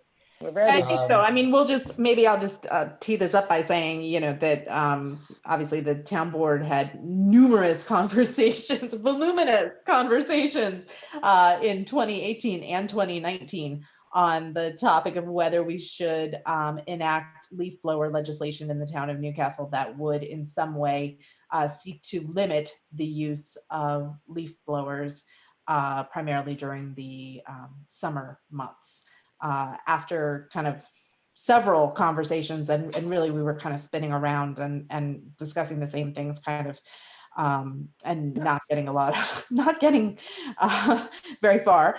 We tabled it for the time to allow the SAB, our Sustainability Advisory Board, to kind of go back, do some additional research, some additional thinking. There have also been several leaf blower laws that have in the meantime been enacted in neighboring communities, as well as ones that have been enacted previously that this gave them some additional time to look at and sort of consider. And so this is actually the first conversation that this new town board is having with the SAB, and we've invited Rand Manassi, who's been leading this initiative on behalf of the SAB, to come and present to us tonight the results of that sort of thinking and research over the course of the past several months. This is a work session, so Rand is presenting to the town board. The town board is hearing this for the first time tonight. It's an old topic, but it's a new presentation and we have new members of the town board. We are not looking to make any decisions at this juncture. We are here to sort of listen and discuss and think about sort of what the correct path is to move forward. So all that said, Rand, I'll turn it over to you. Thank you, Ivy. And I'm not planning on dredging up everything from the beginning. I really was hoping to just do a summary of what has happened in the past. I do have a presentation to present, so I will switch to that presentation, which is really just a summary of what we've accomplished in the past with revisions to everything that has occurred, and be more than happy to take questions after that point, as well as present the legislation that we have proposed that has gone through many iterations, and we can take it from there. So if I can, you bear with me for a second, I will try to get to the presentation, which I believe is this screen, and hopefully you are all seeing that screen now.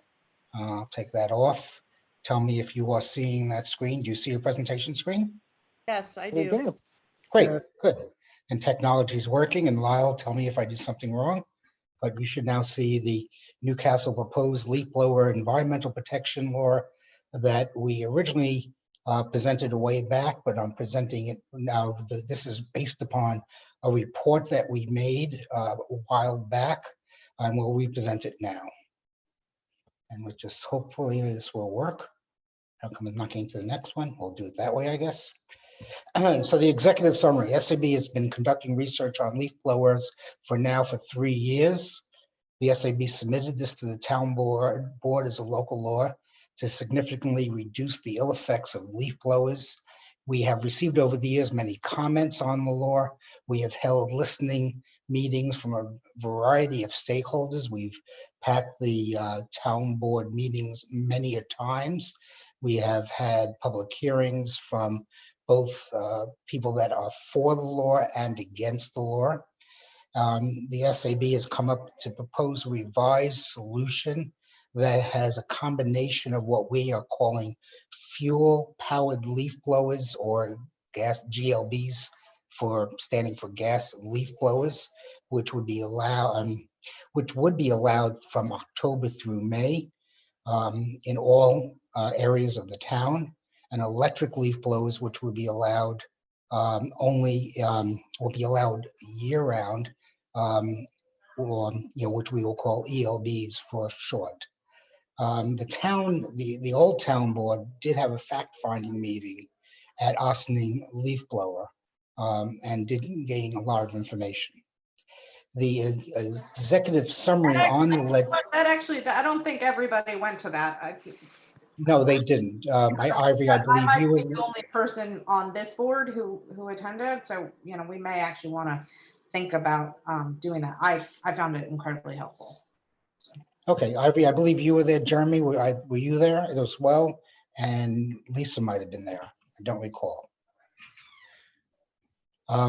Anyway, the legislation that is being proposed at this point, which I believe you have copies of, if not, we do have a copy at the end of the presentation that we can take a look at, stands now to say that from June 1st to September 30th, there will be, the legislation proposes that there will be no fuel-powered blowers, commonly referred to as gas leaf blowers. We call them fuel-powered blowers in the legislation because we go ahead and define them to be not only gas, but diesel or any other type of blower that will be powered by gas or anything that it will be using. I'm pulling it up just to give you the full definition. That's powered by gasoline, diesel, or similar fuel engine, or electric. Gas leaf blowers would not be able to be used in that period. Electric blowers would be permitted during June through September, and further defines it to be allowed to be used during the time period of Monday through Friday, 8 a.m. to 8 p.m., Saturdays 9 a.m. to 8 p.m., and Sundays and holidays 9 a.m. to 4 p.m. So allowing Sundays and holidays to have a limited time so people can enjoy their properties after 4 p.m. on a Sunday. From the period, off-season period, some people might call it, of October 1st to May 31st, you can use gas or electric blowers are permitted all season, all off-season. The exception that the law defines is that anyone that has 10 acres or more can use gas or electric at any point in time, in season or off season. That exception is one that we can spend more time talking about. It does raise discussion, and I'll be more than happy to go into more detail as to why, but that is the only exception. Well, not the only exception. That exception is the main exception.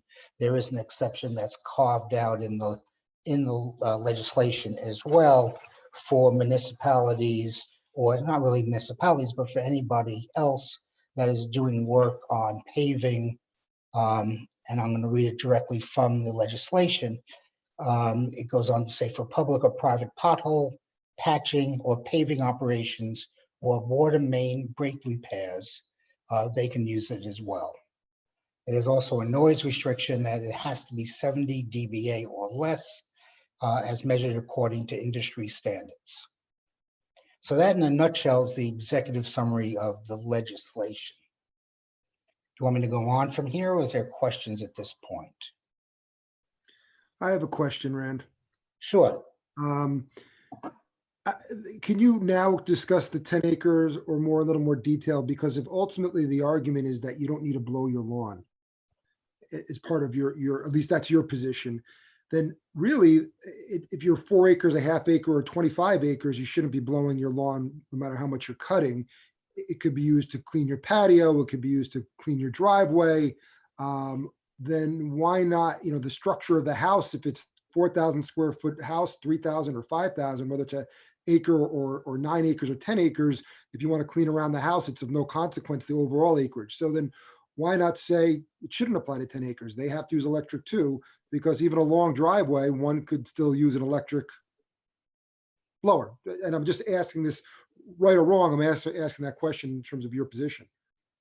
Sure, and this is a highly discussed item within the SAB, and it was highly discussed as we've met in the past. should there be an exemption or not? And the feeling of the SAB is it would be lovely not to have any exemptions at all. And we, moving along that path would be a great one. But it was felt at the time that electric blowers the technology might not be there yet. That somebody with a large property might have the need to use an electric blower, to use a gas blower to adequately maintain their property. And we didn't want to limit their ability to maintain the property adequately. So we needed to give them that ability. As technology develops, and we're now a year past when we discussed it last, so maybe that argument that goes by the wayside at this point. But at that point, there was discussion that the gas leaf blower was a better instrument at that point to be able to be used for that purpose. I guess my question, Rand, is depending on what you're identifying as maintaining the property. Again, if the argument is you really don't need to use the leaf blower, to blow grass just across your lawn. If it's a driveway or around a house, it's the structure, the size of the structure and the size of the driveway. Unless you have a 1 acre long driveway, arguably what's good for the goose is good for the gander. It should be for everyone, whether it's 10 acres or half an acre or quarter of an acre. I totally agree with Jeremy, by the way.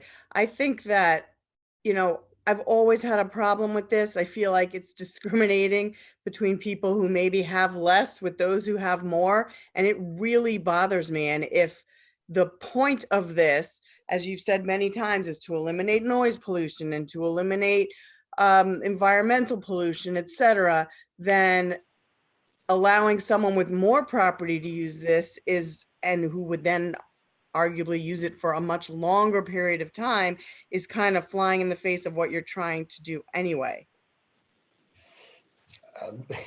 I don't have much of an argument. I don't think Rand's going to oppose us. I think Rand will support that position, that it should be noise pollution is noise pollution. Right. You're preaching to the choir here, so it's hard for me to say we should eliminate the exemptions totally. So if what you're suggesting, Jeremy and Lisa, is that we don't have any exemptions at all, I would wholeheartedly agree with it. But if the ability to pass legislation requires us to carve out 10 acres or more, the SAB would support that at a minimum. My question is more the rationale. I share Lisa's issue in terms of equity, but I also just don't understand if you have 10 acres and was it golf courses? Is it school fields? What is it, Rand? Do you recall what the 10 acres were for? Well, one of your next slides includes all of those properties that. I do have a slide at the end, and I can jump to it now if you'd like. That does lay out how many properties fit into the over 10 acres. It's a minimal amount of properties that would fit into that. No, that's not what I'm referring to. One of the slides that you have in the presentation lists what all of those properties were in terms of categories that we were trying to make sure we had included in the exemption. So the schools, the parks, the golf courses, I'm going to jump to that slide now, if you don't mind. Here's a list that I got from the town with categorized by the Assessors Code's general categorization of properties that shows us by types who fits into what category. So if we were to take a look at something like community services over 10 acres, you'll see that something like schools, the over 10 acres, the school categories, there are what fits into over 10 acres. Those are the school district fits into over 10 acres. The cemeteries, T-Town, Mary Knoll, and Children AIDS. What's in 7 to 10, that category is Temple Bethel, the First Congregational Church, the Millwood Fire District. What's in 3 to 7 is Hunts Lane, Brooklyn Botanical Garden, St. Mary's Church, St. John's Church, the library, and the Presbyterian Church. just to give you some idea of what that breakdown looks like. But it's only Okay, so 192. sorry, if you can humor me for just a second. Sure. Can I share my screen? I would assume so. It says I can't share my screen while another participant is sharing. So let me then Yeah, go right. back and release my screen. Give me a second to find out remember how to do that. It's in the top ribbon. There should be a red button that says. Yeah, I'm looking for it live. I just gotta get back to the meeting controls. Okay, well, you listen. Don't do it. Don't bother. I'm looking at the version that was in the packet for the meeting tonight. So it's not the version that I think you're working off of now. Okay. But Right. the version that's in the packet had a previous, I guess it was a previous revised solution. It was a little hard to tell which one was the one you guys were going to be presenting tonight. So this version has exemptions: town recreation fields, school playing fields and tennis courts, country clubs, tennis courts and golf courses, homeowner association tennis courts, swim clubs, tennis courts, cemeteries, and then the storm event pothole patching, sort of municipal operations. But Right, those, residential is not present. right. Yeah. That's what Jennifer Metflag was just texting me about. So I think this that is not that the version actually- that you guys are recommending. You're recommending the 10-acre exemption Yes. because we wanted to be able to offer the same exemption to residents as we do to these. I'm not sure what you're looking at. Let me see if I can get back so you can present your screen. Just as I said, give me a second to switch back to controls. I'll let you stop sharing. There we go. Now you can share yours. Okay. Sorry about that. Okay.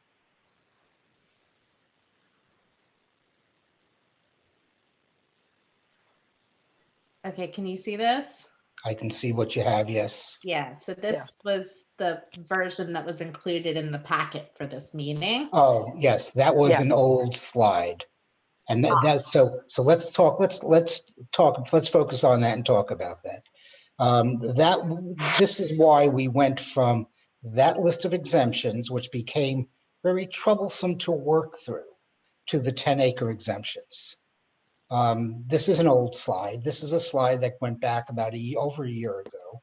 Went through a lot of discussions with trying to carve out exemptions. Who should be exempt and who should not?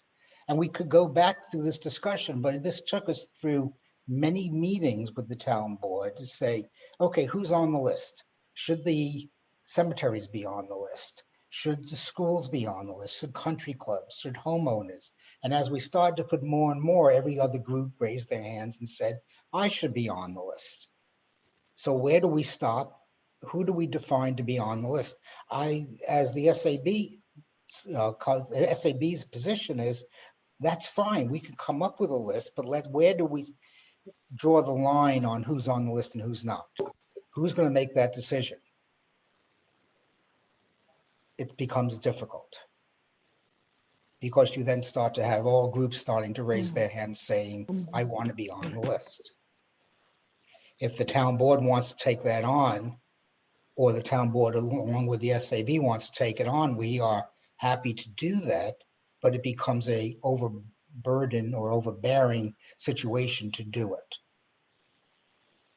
We're under the guidance of the town board as to how to get that accomplished.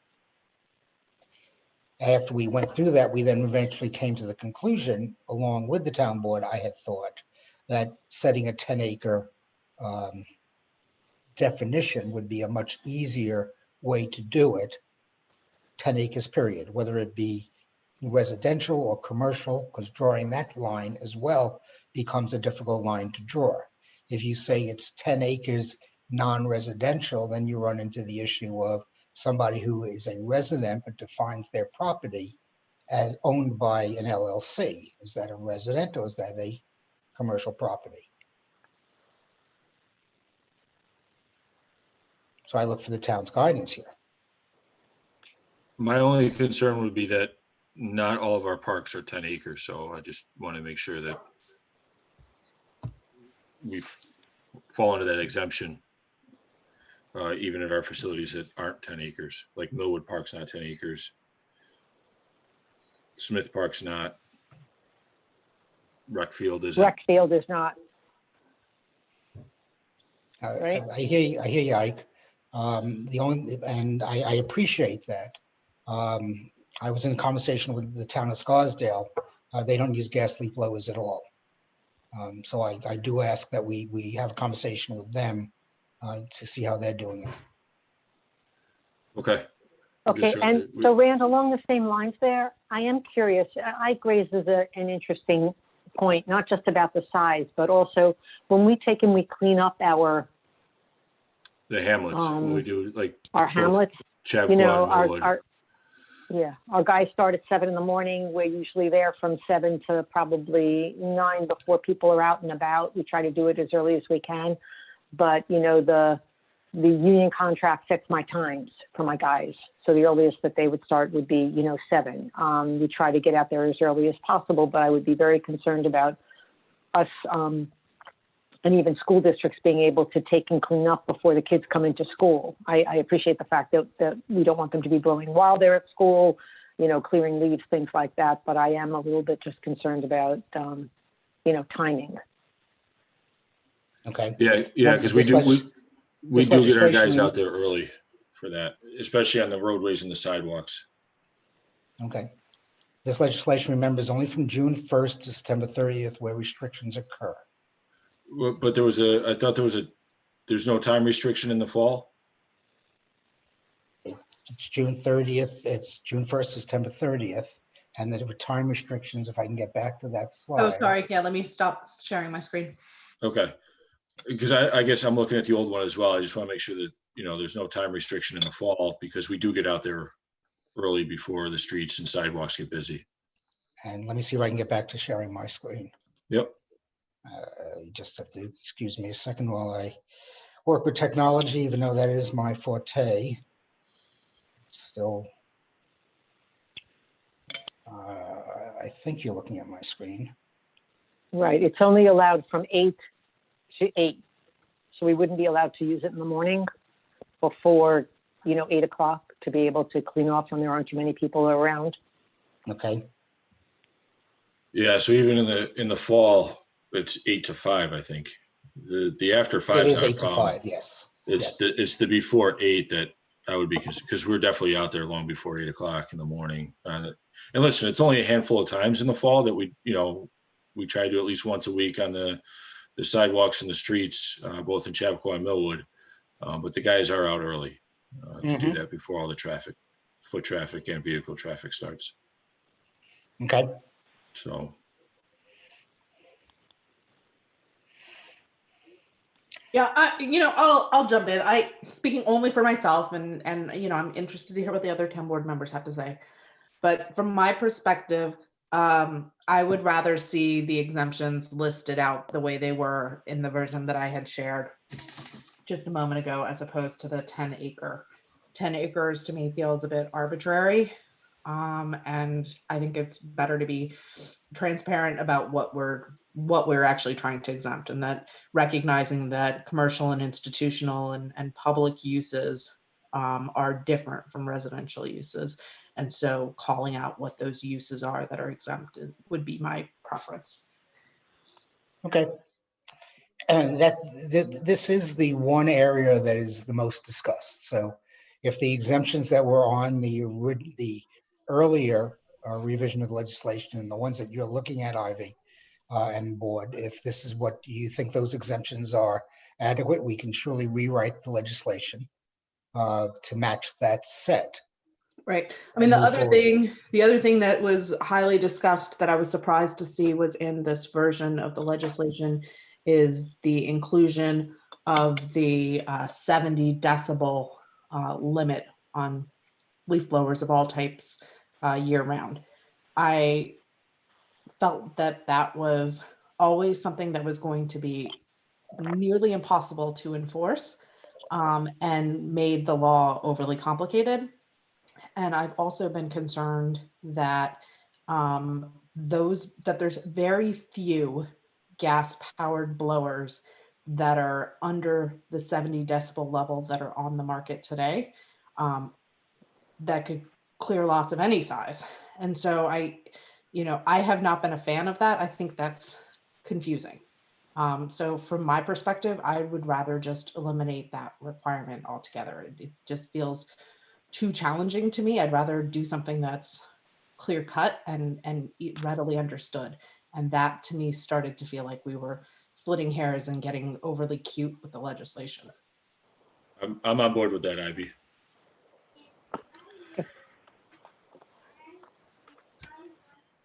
Okay.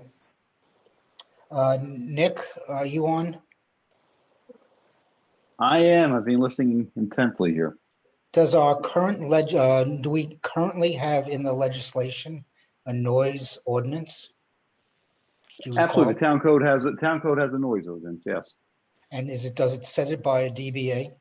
It does. I'd have to look at it specifically. I can do that offline with you. Okay, because I believe that this comes out of that, but I don't know if it's at a DBA level or just says at a noise level. So Yeah, yes, I Nick don't and I will recall take a either. look at that. Nick and I will Right, take it's a been look a at while that. since I've looked at it. Okay. Can I Thank you. pipe in on this? I'm Please, sorry. Chief. I think the 70 dBA is low as well. And my concern is the difference in time with the proposed legislation versus the current noise levels from domestic tools. I think it's just making it overly complicated. Other lawn equipment can be done, up until sundown, but leaf blowers can't be. I think it should be consistent with the other domestic tools. Okay. So we'll work with Nick to make them line up with what's in the current noise legislation. I believe, as it states here, under changes, where it says noise restrictions, we put a timeline in there. Maybe it's under the hours, because it does state in the current one that it is up to sundown. But we felt it would be more advantageous to give it a timeline versus just saying sundown. Yeah, but mowers, tractors, chainsaws, leaf blowers, wood chippers, anything else can be used, and including landscapers equipment up until sundown. So we're just going to take leaf blowers out of it. I just feel it's overly complicated and harder to enforce. I see what you're saying, Chief. Okay. I think maybe the thing to do would be to look at what the restrictions are on those other pieces of heavy equipment. So we may want to think about changing the allowable usage for all of those things. I don't know. It just says at this point that anything outside of those hours cannot exceed 45 dBA. Oh, I see. So it doesn't give a top limit, if I can see. Not under section C, domestic tools and equipment.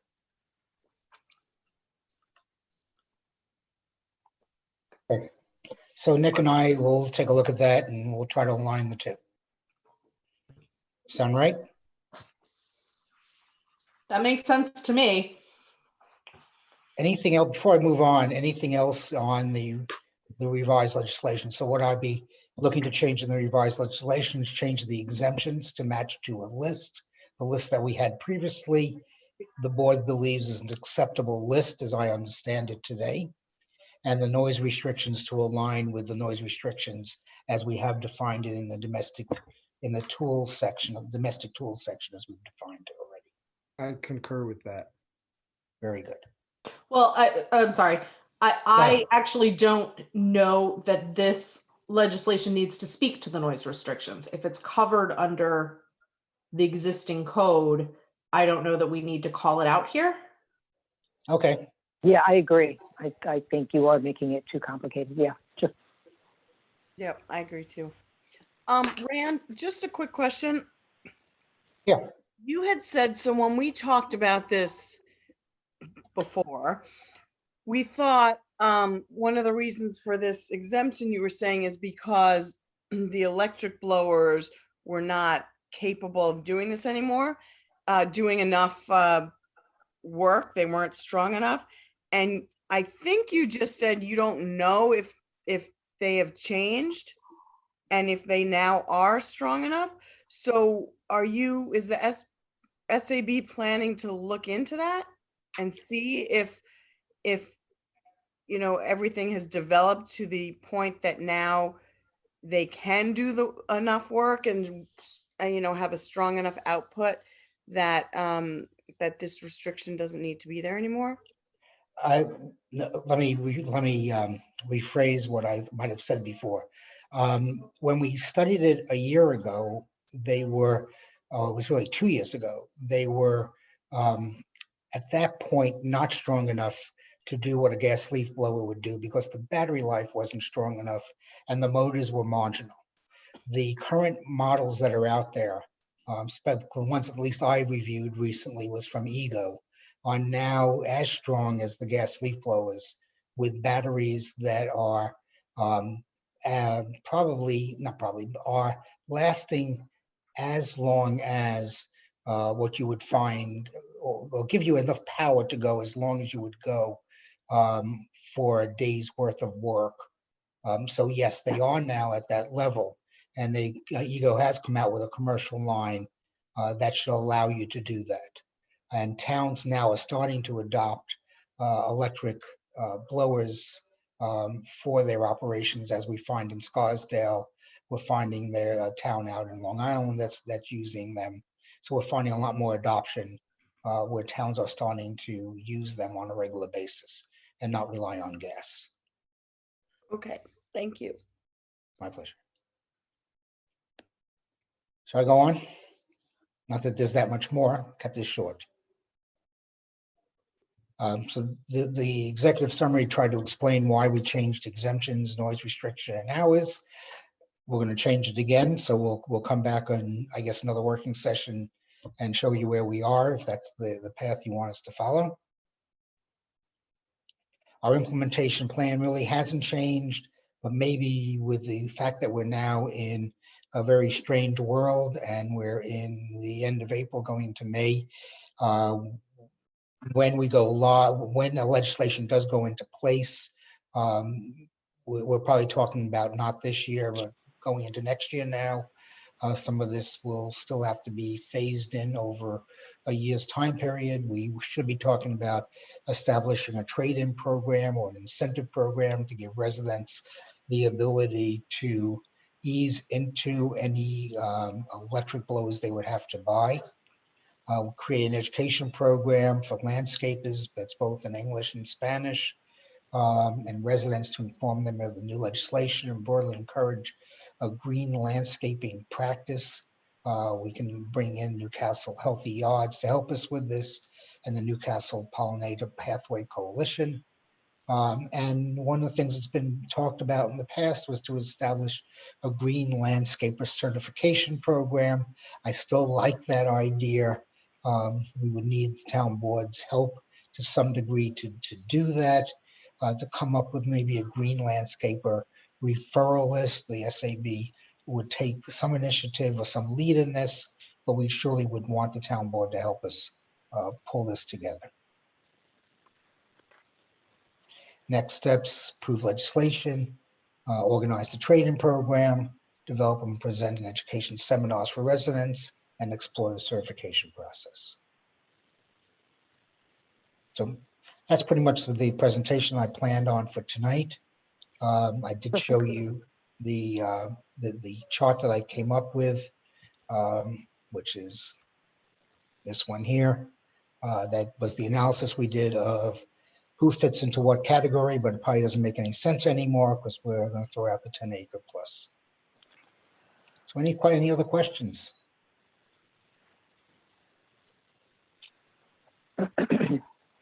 I don't have a question. One of the issues I have, I generally support this. I've said I've supported it in the past, and I raised it briefly to you. And I think I saw Dick a while ago when I was out walking with beyond our 6 feet barrier.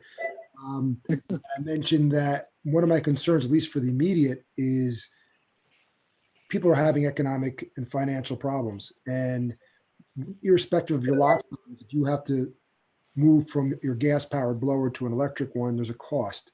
And it would be presumptuous to think that because one person is maintaining themselves and doing financially okay, that everyone else is. And I'm sure there are plenty of people who are concerned about what's happening in their ability to spend extra money or no longer use landscapers, or even if they've done it on their own before. So my concern is the timing of this, number one.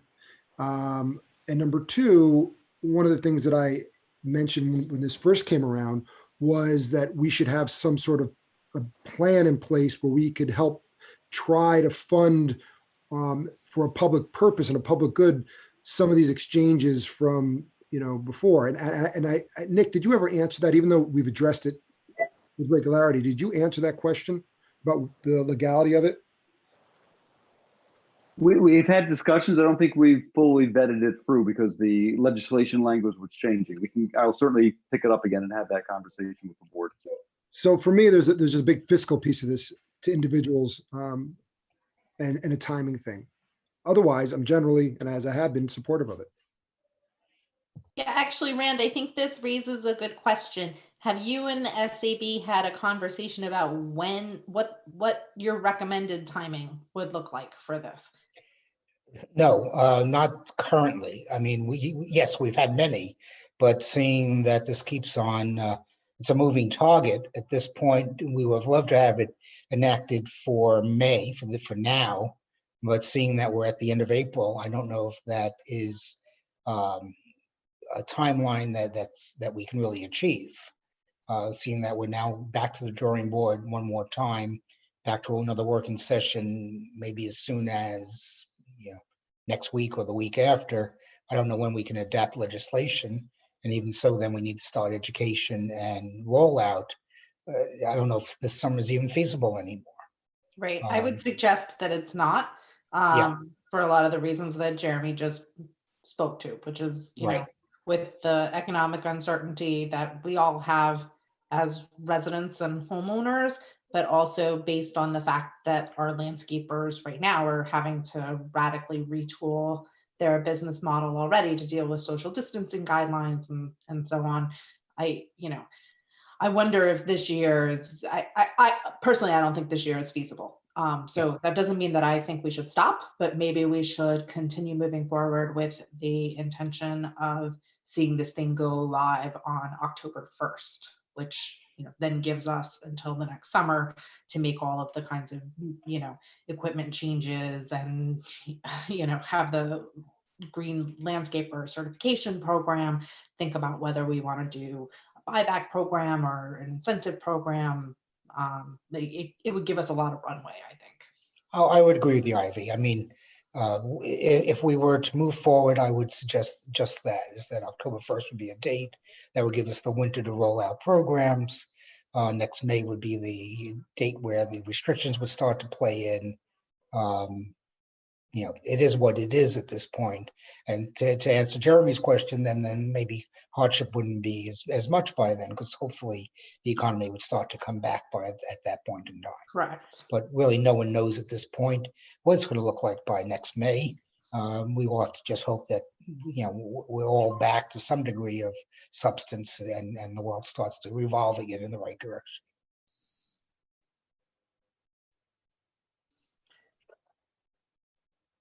I hate to say it, but let's do one step at a time. You see what we always thought would be a rollout program. It would be some type of trade-in or assistance program or some type of education program. But at this point, we're more focused on, let's just get a legislation that we all can agree to. We all agree that we need these other steps. I just want to really try to find how we get through step one, knowing that we have steps 2, 3, and 4 to go after that point. Right. Okay. So I don't have any further comments or questions for Rand. Does anyone else on the town board? I think your timing, as far as October goes, Ivy, is spot on, and also it would give the rec department opportunity to budget for electric leaf blowers for the following season, the December budget. So, because obviously, I mean, to my knowledge, I don't think the rec department currently has any electric leaf blowers on hand. So I would assume So to it'd be have- clear, Lauren, under this version that we're talking about now, the rec properties would be exempt. Oh, they would. Okay. I wasn't sure because there was still back and forth about 10 acres versus. Okay, sorry. I still think it would be a good idea to invest in some of these machines and see, I mean, we could take a voluntary approach to this too. And so maybe it wouldn't be something that we could do on, the ball fields necessarily, but that we could use, for, smaller grassy areas around playgrounds. Or, Right. I'm kind of making this up, but there might be a way that we can kind of phase this over time. And I do have a conference call, actually, convenient enough, with the superintendent of Scarsdale tomorrow. We're going to be discussing kind of what everybody's, we're all talking about right now is summer camps. But I will mention this to him and ask him how it's going with the, I guess the electric powered equipment that they're using in Scarsdale right now, and kind of get his feedback on it as well. So cool. I can let you And know. Ike, if you want me to join in on some point of a conversation with you and him, I'm more than happy to. Okay, good to know. Thank you. Right, sounds great.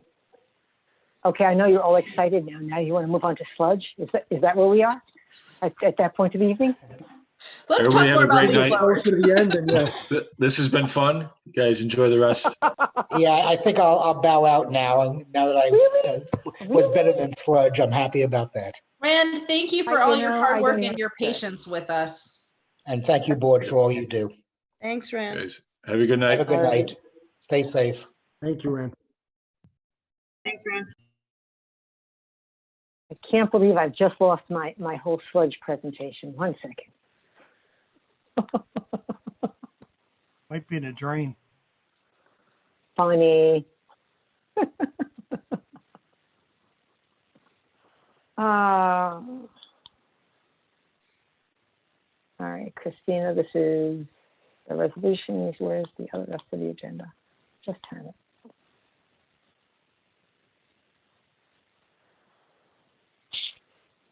Give me a second, sorry.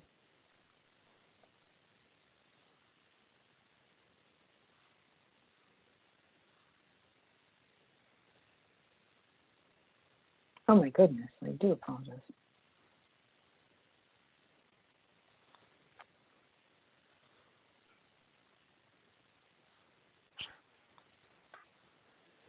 Christina, help me out here. Here we go.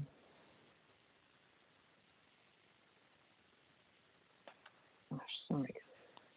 On page 42 of the packet. Yes, it was here. It was just not here. Sorry. Okay, so the DPW would like to award the bid for the removal and disposal of a loam sludge material from the Millwood Water Treatment Plant to Casella Organics, who came in significantly cheaper than the other two. I mean, it's shocking. That's weird. Why is it so much cheaper?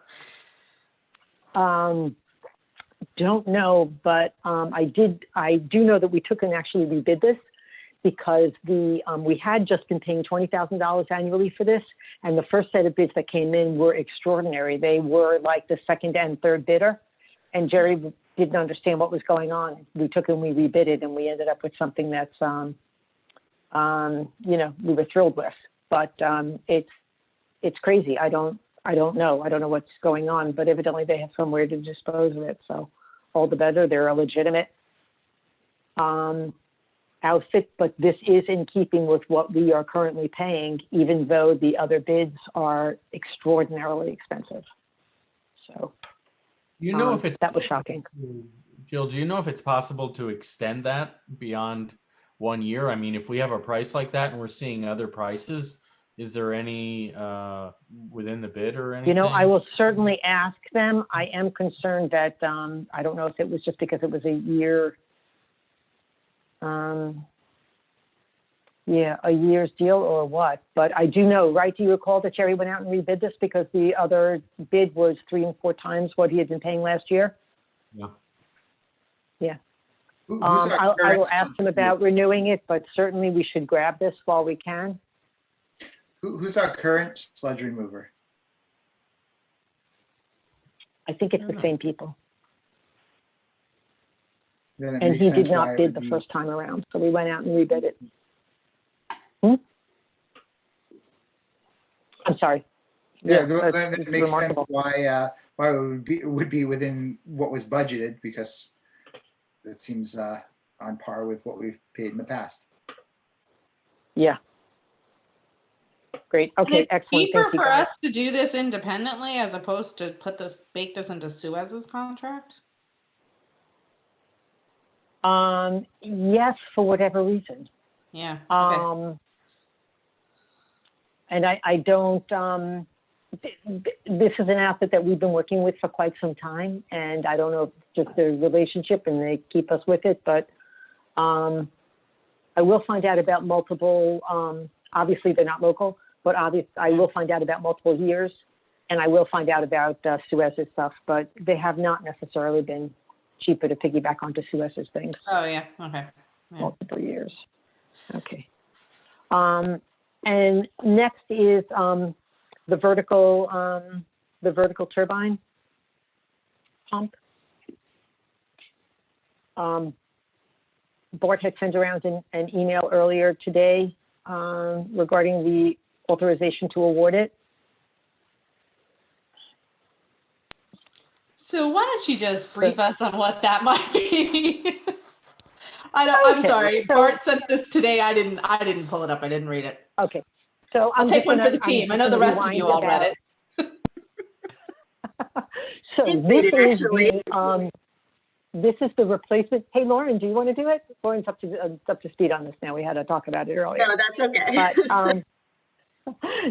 so this is the replacement turbine pump, the wet end for the pump at the Inningwood pump station. If the board recalls, last year we had thought that we did a test for the Inningwood pump station for the conversion of the Croton reservoir, the whole bit. Found out one of our drills didn't work. We thought we could just refurbish it. When they actually ended up pulling it out of the ground to figure out what was wrong with it, it was in serious deteriorated condition, and they were a little shocked. We thought we could just refurbish it. It was so badly damaged, we ended up having to rebuild the entire wet end. And so last year's bills ended up, we thought it was going to be about $440,000 to take and refurbish what was in the ground. We ended up with change orders of another $120,000, $64,000, and another $20,000 just to get that drill up and running, if you recall. And we were holding up the entire shutdown of the Croton aqueduct on top of everything else. In light of that, and in light of the fact that there was another shutdown October of 2020, and one that followed for the next 3 years, and they're going to be of longer duration. Oh, good. We knew we needed to take and get another pump rebuilt. And so this is going out to bid to get bids for the rebuild of that turbine pump. And if you notice on the primary bid, Sulzer was the only one. They're our current vendor. They're the only one who actually submitted a bid. Although Wastewater's, the alternate bid really wasn't what we had envisioned, and if you notice, they won't even remove it. And if you recall, removal is huge. It has to do with a flatbed truck with a crane on it and removing 360 feet of cylinders that lower the bit into the ground to where it actually hits the aqueduct. So this is a major thing. It was like a $200,000 expenditure just for that. Anyway, so we'd like to go back with Sulzer. Actually, it's going to be $591,235. This is coming out of water fund balance. There's nothing we can do about it. This is, by every definition, an essential purchase and an emergency purchase. We can't hold up DEP again. They were really terrific about working with us because we were really great about working with them, but their patience with us is done. We know that this is a problem. We need to get it done. We can't hold them up again. So I've got Rob on the line. He's here to answer any questions that the board may have about our expending this kind of money. We know it's a really big nut. We expected this kind of expenditure because we knew what condition the other wedding was in. So we knew it was coming. It's just been a while. Rob, is there anything else you want to add? No, just what we talked about earlier. It was an expenditure we knew was coming. It was kind of, Lauren had asked earlier today if this had been included in the operating budget for 2020, and it hadn't. It was towards the end of the year. We didn't realize really what we had until we pulled the other pump out and realized what shape both of the pumps were in. So while it wasn't anticipated in the budget, it was something that we knew was coming. And, you know, even had we anticipated putting in the operating budget, the source of funding would have been fund balance. So we just completed the financials. The fund balance in the water fund is about $6.5 million at this point. That's the undesignated. There's a few other million for, there's, I think, another $1.5 million for that is restricted. But the undesignated fund balance there is about 6.5, and that represents about 68% of our operating budget for the year. So that's a pretty significant number. It's on the high end. So, you know, granted, we have talked about it, and we do have other projects that we're anticipating will eventually come from fund balance, but we're in a good spot there. So this wasn't unanticipated. So that's where we are with that. That's actually, other than the payment of claims, is the last thing on our agenda. I would like to talk to you guys for a couple of minutes in executive session. And also, we didn't get a chance to talk about it, but based upon our conversation with Sabrina last week about scope of services, additional scope of services for Kimley Horn, there is a revised memo that accompanied Bonnie's latest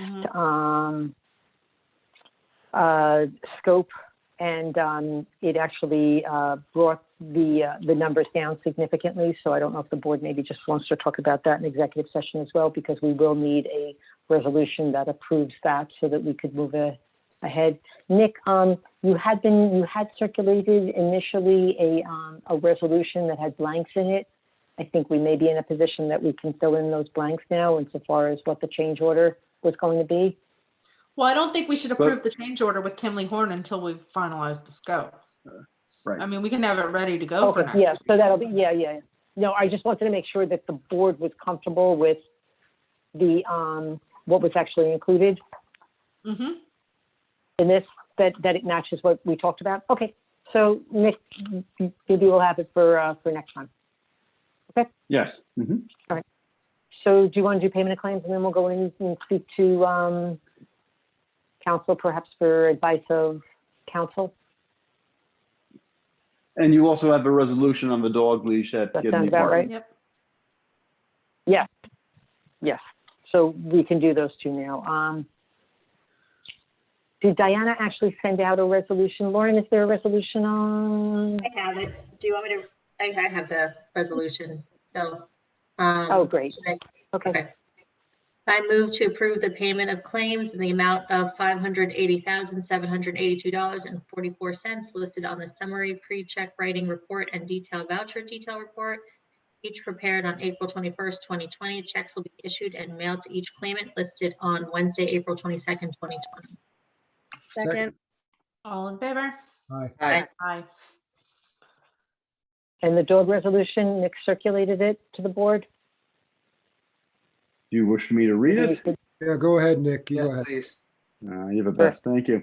Resolution to require dogs be leashed in Gedney Park, whereas the town board of the Newcastle Recreation Commission has the power and responsibility pursuant to Article 13 of the General Municipal Law of New York and Chapter 27 of the Town Code for the operation and maintenance of the making, publishing rules regarding the park, whereas Section A143-5.f of the Town Code provides that the dog shall not be permitted to run without a leash in any park grounds or areas at any time, and further states that a leashed dog shall be permitted on any park trails at any time, and a dog shall be permitted to run without a leash on any park trails at any time, provided the dog is under visual and voice control.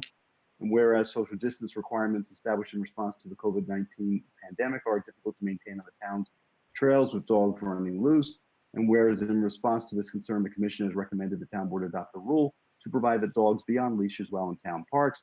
Now therefore be it resolved that the town board of the town of Newcastle hereby amends section A143-5.f of the town code to provide that so long as there is a state of emergency in the town of Newcastle related to COVID-19, no dog shall be permitted within any area of Gedney Park, including but not limited to the park ground, trails, parking lot, or any other area, without being on a leash not exceeding 6 feet in length. And be it further resolved that this rule shall be enforced through the issuance of an appearance ticket under Article 150 of the Criminal Procedure Law. Second. All in favor? Actually, I have to move, I guess. I gotta Wait, move. he has to move, right? Thank you. I move. My apologies. Second. All in favor? Aye. Aye. Sorry, Nick. I made you temporary board member. I appreciate it. Deputy town board member, I like it. Okay, all righty. Okay, so we'll have a motion to go into executive session. Rob, you going to join us? Go ahead, Nick. You can move. Do the did we do the vertical turbine pump? Are we awarding the? Oh, I'm sorry. Was there a resolution for that? Yes. I think we want to award it tonight, right? Okay. Is there a resolution? Is there a resolution? Not a resolution. I'm just drafting one up right now. I didn't really think on it tonight. I'm sorry. Something? Executive session. Well, is there a rush to do it now? Should we just wait till next week then? So you don't have to do it quickly? Rob, do you know if next week is okay with Bart? Does it matter? I'm not sure. Sounded a little urgent. I don't know the answer to that. Although Diana won't be in the rest of the week to do a purchase order, but she will be in early Monday and Tuesday next week. So I don't know. Okay, so do we want to, 1 second, let me just see. So it would be to, yeah, I apologize. I'm looking for the. I don't know why I keep losing the silly thing. Oh, here it is, right here. So it's authorization to award the contract to Sulzer. 1 second. There we go. Sulzer in the amount of $591,235 plus the cost of the pump field test for a total amount of $598,735. The Sulzer Pump Services. The purchase of a vertical turbine pump for the Inningwood Pump Station. So moved. Second. All in favor? Aye. Aye. Thank you. All right. And then do you just need, All do you right. take your motion, your vote to go into executive session, and noting that the board will not take any further action, will just come out of executive session to adjourn. So moved on it. Yep. Second. All in favor? Aye.